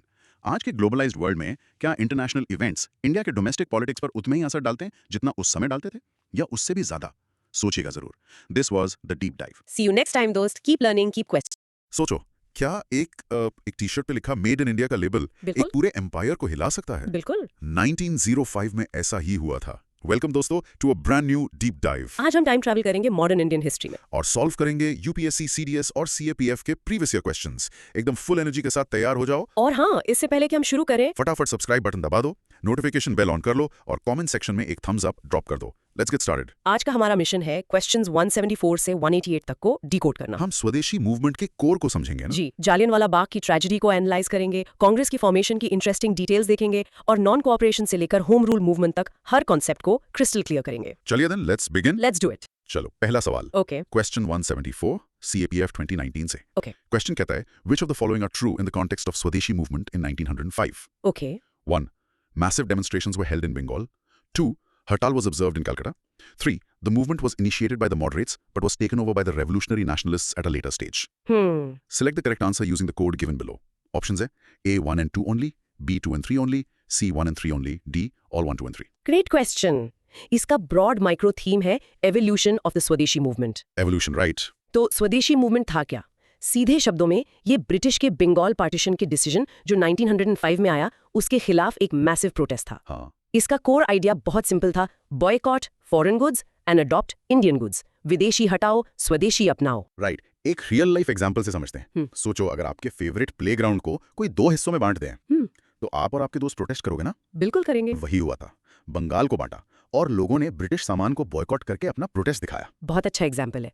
इसी कॉन्टेक्स्ट से चलो ऑप्शंस को एनालाइज करते हैं। Let's do it. पहला स्टेटमेंट, massive demonstrations were held in Bengal, ये तो मतलब 100% करेक्ट है। Right. बंगाल इस मूवमेंट का एपिसेंटर था। ग्राउंड जीरो एक तरह से। बिल्कुल, लोग सड़कों पर उतर आए थे। अच्छा, इससे जुड़ा कोई हाई हील्ड पेरिफेरल नॉलेज? हाँ बिल्कुल, पार्टीशन लागू होने की डेट याद रखनी है, अक्टूबर 16, 1905। इस दिन को राष्ट्रीय शोक दिवस की तरह मनाया गया। ओह, लोग उपवास रखते थे, गंगा में स्नान करते थे और एक दूसरे की कलाई पर राखी बांधते थे, यूनिटी के सिंबल की तरह। Wow, that's powerful. तो स्टेटमेंट 1 इज राइट। करेक्ट। अब स्टेटमेंट 2, हड़ताल वॉज ऑब्जर्व्ड इन कैलकाटा, ये भी एकदम करेक्ट है। हड़ताल मतलब complete shutdown. Yes, strikes and closure of businesses, ये प्रोटेस्ट का एक मेजर टूल था। कैलकाटा, जो अब कोलकाता है, वहां लाइफ रुक सी गई थी। तो 2 भी करेक्ट है। एग्जैक्टली। अब आता है सबसे crucial part, statement 3, initiated by moderates, taken over by revolutionary nationalists. मतलब लीडरशिप में एक शिफ्ट आया। प्रिसाइसली, शुरू में सुरेंद्रनाथ बनर्जी जैसे मॉडरेट लीडर्स ने पिटिशंस और स्पीचेस से स्टार्ट किया। वही उनके classic methods, the 3 Ps। Exactly, petition, prayer and protest. लेकिन जब इसका असर नहीं हुआ, तब अरबिंदो घोष और बाल गंगाधर तिलक जैसे असर्टिव लीडर्स ने इसे एक मास मूवमेंट बना दिया। तो ये स्टेटमेंट भी परफेक्ट है। तो तीनों ही स्टेटमेंट्स करेक्ट है। जी, ब्रिटिश का ऑफिशियल रीजन था एडमिनिस्ट्रेटिव कन्वीनियंस, पर असली reason divide and rule policy थी, हिंदू मुस्लिम यूनिटी को तोड़ना। राइट। तो जब तीनों स्टेटमेंट्स करेक्ट हैं तो आंसर सीधा है। Option D 1, 2 and 3। इसके लिए कोई मेमोरी हैक? बिल्कुल, याद रखो, swadeshi equals DHP, DHP। Demonstrations, hartal and phase shift from moderates to revolutionaries. Brilliant, DHP। चलो अगले सवाल पर। ये एक बहुत सेंसिटिव टॉपिक है। Question 175 KPF 2019। Okay, Which among the following statements about the Jallianwala Bagh massacre are correct? 1. In Jallianwala Bagh, troops opened fire upon an unarmed crowd. 2. The troops were under the command of General Dyer. 3. The troops did not issue any warning to the people before opening fire. Options हैं 1 only, 1 and 2, 1, 2 and 3, and 2 and 3. Correct. इसका broad micro theme है Anatomy of a Tragedy. A dark day in our history. Indeed. ये 13 अप्रैल 1919 की बात है। अमृतसर में लोग Rowlatt act के अगेंस्ट पीसफुली प्रोटेस्ट करने के लिए जालियनवाला बाग में इकट्ठे हुए थे। रॉलेट एक्ट मतलब वो काला कानून जिसमें किसी को भी बिना ट्रायल के जेल में डाल सकते थे। एग्जैक्टली। तो चलो स्टेटमेंट्स देखते हैं। Statement 1, troops open fire upon an unarmed crowd. This is a painful truth. Crowd peaceful था, उनके पास कोई हथियार नहीं थे। बिल्कुल, तो 1 करेक्ट है। Statement 2, the troops were under the command of General Dyer. ये भी करेक्ट है। ब्रिगेडियर जनरल रीजनल डायर ने ही फायर करने का ऑर्डर दिया था। उसने कहा था he wanted to produce a moral effect. कितना चिलिंग है। It is, so 2 is also correct. यहाँ एक इंपॉर्टेंट पेरिफेरल नॉलेज पॉइंट है। बताइए। 2 डायर थे। ऑर्डर देने वाला था ब्रिगेडियर जनरल रेजिनल डायर, और पंजाब का लेफ्टिनेंट गवर्नर जिसने डायर के एक्शन को अप्रूव किया वो था माइकल ओडवायर। अच्छा, और उधम सिंह ने माइकल ओडवायर को लंदन में असैसिनेट किया था, राइट? एग्जैक्टली, ये डिस्टिंक्शन बहुत जरूरी है। Got it. Now statement 3, the troops did not issue any warning. Tragically ये भी करेक्ट है। डायर ने आते ही बिना कोई वार्निंग के फायर ओपन करवा दिया, भागने के सारे रास्ते बंद थे। और उस दिन बैसाखी थी ना? हाँ, एक मेजर फेस्टिवल, इसलिए वहां बहुत सारे लोग थे, वुमेन एंड चिल्ड्रन इंक्लूडेड, जो सिर्फ फेस्टिवल के लिए शहर आए थे। This makes it even more horrific. तो तीनों ही स्टेटमेंट्स हिस्टोरिकली एक्यूरेट हैं। जी, इसलिए करेक्ट ऑप्शन है C, 1, 2 and 3। Memory hack. Remember, Dyer's order was direct, deadly, and on defenseless people. Direct, deadly, defenseless. Perfect. Let's switch gears to economics. बहुत interesting question है. Question 176, CAPF 2017. Okay? Statement I. Dadabhai Naroji argued that what was being drained out was potential surplus that could generate more economic development in India if invested in India. Huh. Statement 2. Imperialists believed that India was brought into the large capitalist world market and that was in itself a progress towards modernization. The classic drain theory. Broad micro theme. 2 sides of the colonial coin. Drain versus development. So what exactly was this theory? Dadabhai Naoroji, the grand old man of India, ने drain of wealth theory दी। उन्होंने prove किया कि British policies India का पैसा और resources systematically England ले जा रही हैं। जिससे इंडिया गरीब हो रहा था। एग्जैक्टली। तो स्टेटमेंट 1 को देखें, ये नारोजी की थ्योरी की एकदम करेक्ट समरी है। वो पैसा जो इंडिया में इन्वेस्ट होके यहाँ की इकोनॉमी बढ़ा सकता था, वो ड्रेन हो रहा था। So statement 1 is true? Right. अब स्टेटमेंट 2, ये ब्रिटिश पर्सपेक्टिव है।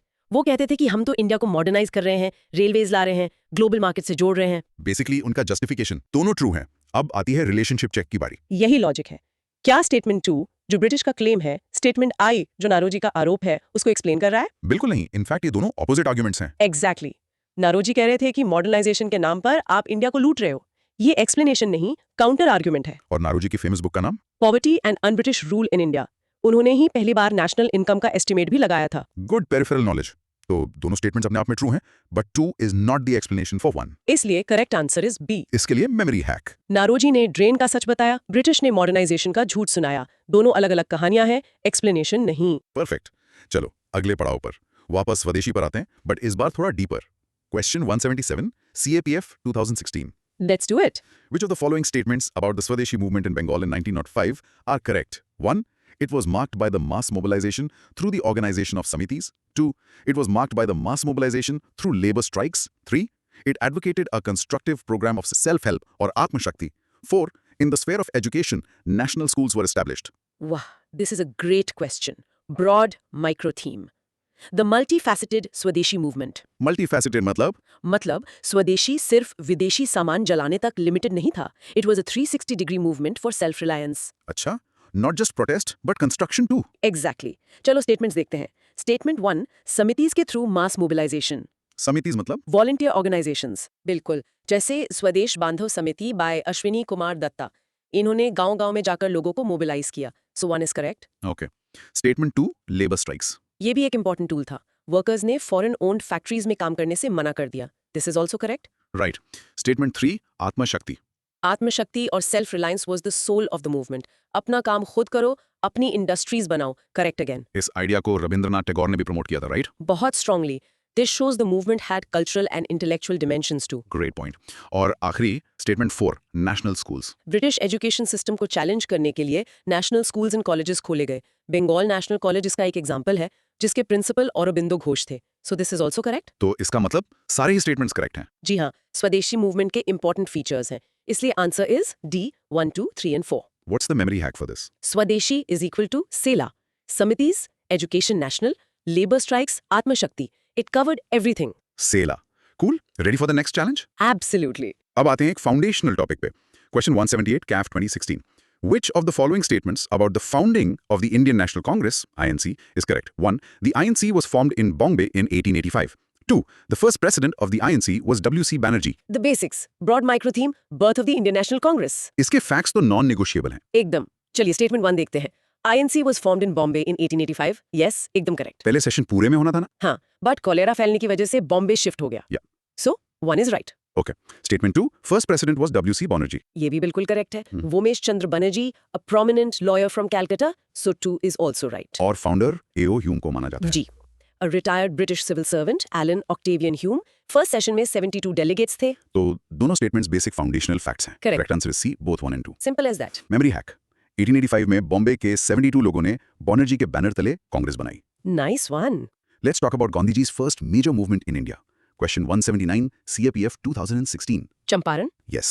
Which of the following statements about the Champaran Satyagraha are correct? 1. The Champaran region had a long history of anti-planter discontent and agitation. 2. Mahatma Gandhi gave all India publicity to the grievances of Champaran cultivators. 3. The cultivators of Champaran had protested against excessive taxation on sugar. Broad micro theme, Gandhi's first experiment with satyagraha in India.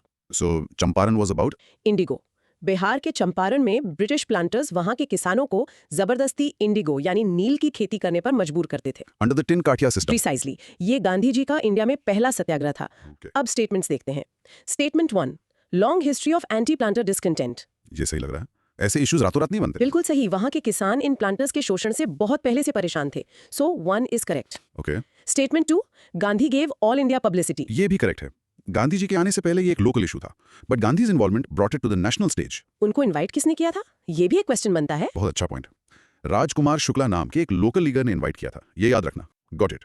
अब statement 3, यहाँ मुझे कुछ गड़बड़ लग रही है। आपने पकड़ लिया. यहाँ पे ट्रिक है. The protest was not against taxation on sugar. It was against the forced cultivation of Indigo. Exactly. तो स्टेटमेंट 3 गलत है। जैसे ही S3 गलत हुआ, option C and D eliminate हो गए. करेक्ट। और क्योंकि 1 एंड 2 दोनों सही हैं, इसलिए आंसर है B memory hack. For this trap. C for Champaran, C for चीनी शुगर। नहीं, it was for Indigo. Simple and effective. अब थोड़ा होम रूल की बात करते हैं। Question 180 CAPF 2015। क्वेश्चन पूछ रहा है, which one of the following was not the feature of the home rule movement in India? The keyword here is not. Options हैं A. Boycott and picketing. B. 2 separate home rule leagues. C. Setting up of discussion groups and reading rooms. D. Sale and circulation of pamphlets. Okay. Broad micro theme, methods of the home rule movement. Home rule का मतलब self government under the British Empire. जी. Main leaders Bal Gangadhar Tilak और Annie Besant. चलो options check करते हैं. Option B, क्या 2 separate leagues थी? हाँ बिल्कुल।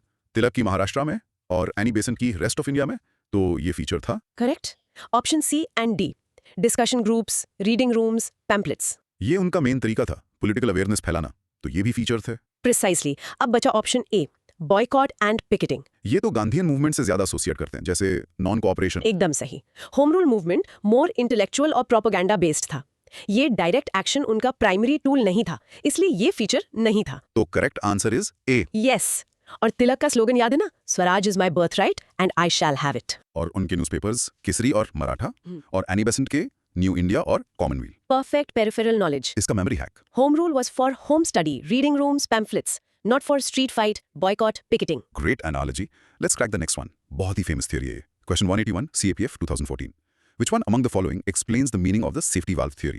In the context of the Indian national movement. हाँ, ऑप्शन ए कहता है a theory that argued that the Congress was formed as a safe outlet to the discontented educated Indians. The famous safety valve theory. Broad micro theme.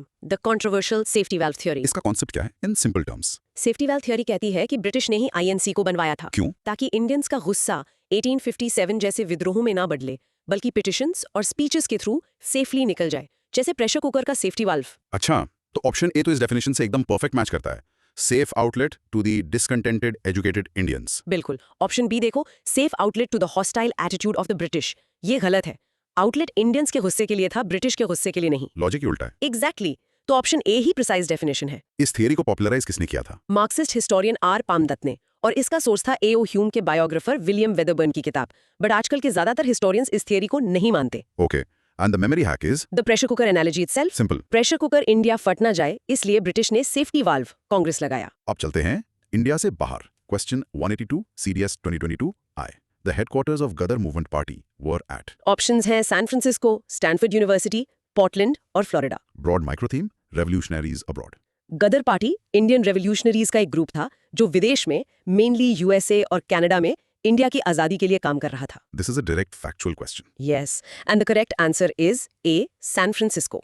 यही उनका headquarters था, जिसका नाम युगांतर आश्रम रखा गया था। ओके, कुछ और इंपॉर्टेंट फैक्ट्स इससे रिलेटेड? हाँ, ये पार्टी 1913 में बनी थी।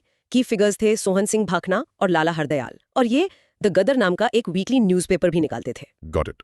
सो simple fact based question, headquarters San Francisco. Memory hack. India में गदर मचाने का प्लान सैन फ्रांसिस्को में बना था। Let's go back to the early Congress. Question 183 CDS 2022. Which one of the following was not a demand made by the Congress moderates? Again, the keyword is not. Options: A. Universal adult franchise. B. Repeal of the Arms Act. C. Extension of permanent settlement. D. Higher jobs for Indians in the army. Okay, broad micro theme, the moderates agenda. Moderates मतलब constitutional reforms, petitions, prayers. उनकी demands नरम थीं। बिल्कुल। चलो options B, C, D देखते हैं। Arms act को हटाना, लैंड रेवेन्यू सिस्टम में रिफॉर्म्स और सर्विसेज का इंडियनाइजेशन, ये सब उनकी स्टैंडर्ड डिमांड्स थीं। राइट, ये सब मॉडरेट फ्रेमवर्क में फिट होता है। एग्जैक्टली। अब ऑप्शन ए देखो, यूनिवर्सल अडल्ट फ्रेंचाइज। मतलब हर अडल्ट को वोट का अधिकार। ये उस टाइम के लिए एक बहुत ही रैडिकल डिमांड थी। मॉडरेट्स बस एजुकेटेड और प्रॉपर्टी ओनिंग इंडियंस के लिए थोड़ी और रिप्रेजेंटेशन मांग रहे थे, सबके लिए वोटिंग राइट्स नहीं। तो ये उनकी डिमांड नहीं थी। करेक्ट, इसलिए द आंसर इज ए। इसके लिए memory hack. Moderates wanted more seats for the classes, not voting rights for the masses. Brilliant. Statement based question अब पंजाब के कॉन्टेक्स्ट में। Question 184 CDS 2019 part 2। Okay. Statement I. Non-cooperation movement in Punjab began with the student movement inspired by Lala Lajpat Rai in January 1921. And statement 2, The Sikh-dominated central Punjab countryside was stirred by the powerful Akali upsurge. broad micro theme, parallel movements in Punjab. 1920s के early years में पंजाब में दो बड़ी चीजें हो रही थीं। एक गांधी जी का नॉन कोऑपरेशन मूवमेंट और दूसरा अकाली मूवमेंट। Correct. अब स्टेटमेंट आई देखते हैं। पंजाब में NCM को लाला लाजपत राय से इंस्पायर्ड स्टूडेंट्स ने एक स्ट्रॉन्ग स्टार्ट दी। ये बिल्कुल सही है। तो स्टेटमेंट आई इज ट्रू। अब स्टेटमेंट आई। सेंट्रल पंजाब में अकाली मूवमेंट गुरुद्वारास को करप्ट महंत से आजाद कराने के लिए चल रहा था और इसका बहुत पावरफुल असर था। ये भी एकदम सही है। तो दोनों ट्रू है। अब आती है रिलेशनशिप चेक की बारी। Exactly. Think for a second, क्या अकाली मूवमेंट NCM का कारण था? नहीं, ये दो अलग बट पैरेलल मूवमेंट्स थे। एक दूसरे को इन्फ्लुएंस कर रहे थे बट एक दूसरे का एक्सप्लेनेशन नहीं है। परफेक्ट, इसलिए ऑप्शन बी सही है। Both statements individually true, but I is not the correct explanation of I. Memory hack. Punjab में डबल इंजन चल रहा था। शहर में स्टूडेंट्स NCM और गांव में Akalis. Both true but separate tracks. Let's zoom out and look at NCM across India. Question 185 CDS 2018. A tricky one. Of peasants from Karnataka. 2. It was marked by non-Brahmin lower caste participation in Madras and Maharashtra. Okay. 3. It was marked by the lack of labor unrest. 4. It was badly shaken by the Chauri Chaura incident, after which Gandhiji decided to continue with the movement on a much smaller scale. वाह, बहुत सारे details हैं। Broad micro theme. Non-cooperation movement, fact check. चलिए dissect करते हैं। Statement 1, significant peasant participation from Karnataka. Source के हिसाब से कर्नाटका में peasant participation not particularly significant था, तो 1 is incorrect. Okay. Statement 2, non Brahmin lower caste participation in Madras and Maharashtra. ये करेक्ट है। मद्रास और महाराष्ट्र में नॉन ब्राह्मण लोअर कास्ट ने पार्टिसिपेट किया, fighting against caste discrimination. So 2 is correct. Statement 3, lack of labour unrest. बिल्कुल गलत। एनसीएम के टाइम पर असम, बंगाल, मद्रास में मेजर लेबर स्ट्राइक्स हुई थी, सो 3 इज इनकरेक्ट। तो ये तो ऑपोजिट है। एकदम। अब स्टेटमेंट 4, सबसे बड़ा ट्रैप। चौरी चौरा के बाद गांधी जी ने मूवमेंट को continue on a smaller scale नहीं किया। उन्होंने मूवमेंट को विड्रॉ कर लिया, पूरी तरह से बंद कर दिया। Exactly. So 4 is also incorrect. Chauri Chaura में हुआ क्या था? प्रोटेस्टर्स ने एक पुलिस स्टेशन में आग लगा दी थी, जिससे 22 पुलिसमैन की मौत हो गई। इस वायलेंस से गांधी जी बहुत दुखी हुए और उन्होंने मूवमेंट वापस ले लिया। तो सिर्फ स्टेटमेंट 2 करेक्ट है, बाकी सब गलत। जी। करेक्ट आंसर होगा option D, 2 only. Memory hack for this one. NCM में साउथ के लोअर कास्ट ने यस कहा, पर चौरी चौरा के वायलेंस ने पूरे मूवमेंट को नो कर दिया, स्टॉप कर दिया। एक और tricky question on INC formation. Question 186, CDS 2015, 2. Let's do it. Which of the following statements about the formation of the Indian National Congress are true? 1. It was formed at a national convention held in Calcutta in December 1885 under the presidency of Motilal Nehru. इसमें तो काफी गलतियां लग रही हैं। 2. The safety valve theory emerged from a biography of A.O. Hume written by William Wedderburn. 3. An earlier decision was that the president would be from the same region where the session was to be held. 4. W.C. Banerjee was the first president of the Indian National Congress. ब्रॉड micro थीम, debunking myths about INC's formation. चलिए myths bust करते हैं। Statement 1. Multiple errors. Yeah. Location Calcutta नहीं, बॉम्बे था। President Motilal Nehru नहीं, WC Banerjee थे। सो 1 is totally incorrect. Okay. Statement 2, safety valve theory का सोर्स। A.O. Hume के बायोग्राफर विलियम वेडरबर्न ही थे। This is a fact, so 2 is correct. Statement 3, president same region से होगा। ये ट्रिक है। असल में कन्वेंशन था कि प्रेसिडेंट डिफरेंट रीजन से होगा to promote national unity, so 3 is incorrect. और Statement 4, W.C. Banerjee first president। This is a fundamental fact, so 4 is correct. तो करेक्ट स्टेटमेंट्स हैं 2 and 4। जी, which matches option C. Memory hack. INC का सच, बॉम्बे में Banerjee, safety valve by Wedderburn and president हमेशा guest होता था, लोकल नहीं। Nice. Let's focus on the very first session again. Question 187, CDS 2014I. Okay. Consider the following statements about the first session of the Indian National Congress. 1. It was held in Bombay in 1885. 2. Surendranath Banerjee could not attend this session due to the simultaneous session of the Indian National Conference. ब्रॉड micro थीम, the inaugural session of INC। Statement 1. Held in Bombay 1885. हम ये पहले ही confirm कर चुके हैं, एकदम correct. Statement 2. Surendranath Banerjee's की absence. ये भी बिल्कुल करेक्ट है। उनकी अपनी organisation the Indian National Conference का सेशन एक ही टाइम पर कैलकाटा में चल रहा था। But उनकी कॉन्फ्रेंस बाद में INC में मर्ज हो गई थी ना? हाँ, नेक्स्ट ईयर ही 1886 में, जिससे कांग्रेस और भी स्ट्रांग हो गई। तो दोनों स्टेटमेंट्स फैक्चुअल एंड करेक्ट हैं। Answer is C, both 1 and 2. Correct. Memory hack, INC की बॉम्बे पार्टी में सुरेंद्र मात अपनी कैलकाटा कॉन्फ्रेंस के काम में बिजी थे। और ये रहा आज का आखिरी सवाल। Let's finish strong. Question 188, CDS 2014. 1. The final one. Consider the following statements. 1. B.G. Tilak founded the Home Rule League in April 1916 in Maharashtra. 2. N.C. Kelkar was not associated with Home Rule movement. Broad micro theme, key figures of the home rule movement. Statement 1. Tilak and his league. BG Tilak ने अपनी home rule league अप्रैल 1916 में महाराष्ट्र से शुरू की, बिल्कुल सही fact है। Annie Besant ने अपनी लीग बाद में सितंबर 1916 में शुरू की थी। So 1 is correct. Statement 2. N.C. Kelkar was not associated. ये गलत है। एनसी केलकर तिलक के एक बहुत क्लोज एसोसिएट और फॉलोअर थे, वो मूवमेंट का एक इंपॉर्टेंट हिस्सा थे। So statement 2 is incorrect. तो Statement 1 correct, 2 incorrect. Question पूछ रहा है which इन सारे correct. तो आंसर है ए, ओनली 1। इसके लिए मेमोरी हैक. तिलक ने होम रूल का श्री गणेश किया और केलकर उनके साथी थे, अनजान नहीं। And that's a wrap. What a session दोस्तों. हमने स्वदेशी मूवमेंट की लेयर से लेकर INC की फॉर्मेशन की बारीकियों तक सब कुछ कवर किया. बिल्कुल। आज का हमारा ब्रॉड माइक्रो थीम था की movements and organisations of Indian nationalism. हमने देखा कि स्वदेशी मूवमेंट सिर्फ बॉयकॉट नहीं बल्कि आत्मशक्ति का भी मूवमेंट था. एग्जैक्टली। हमने देखा कि INC की शुरुआत बॉम्बे में हुई with WC Banerjee as president, और सेफ्टी वेल्थ थ्योरी इससे जुड़ी एक इंपॉर्टेंट डिबेट है। गांधी जी का चंपारण सत्याग्रह इंडिगो के किसानों के लिए था, न कि शुगर. होम रूल मूवमेंट ने प्रोपेगेंडा और एजुकेशन यूज किया, नॉट बॉयकॉट। और नॉन कोऑपरेशन मूवमेंट को चौरी चौरा के बाद विड्रॉ किया गया था, स्केल डाउन नहीं. ये सारे पॉइंट्स एग्जाम में बहुत हेल्प करेंगे। एग्जैक्टली. Keep revising. और अब आपके लिए एक फाइनल प्रोवोकेटिव थॉट. अगर चौरी चौरा इंसिडेंट न हुआ होता तो क्या नॉन कॉपरेशन मूवमेंट आज़ादी का शॉर्टकट साबित हो सकता था? सोचना जरूर। Until next time, keep learning, keep questioning.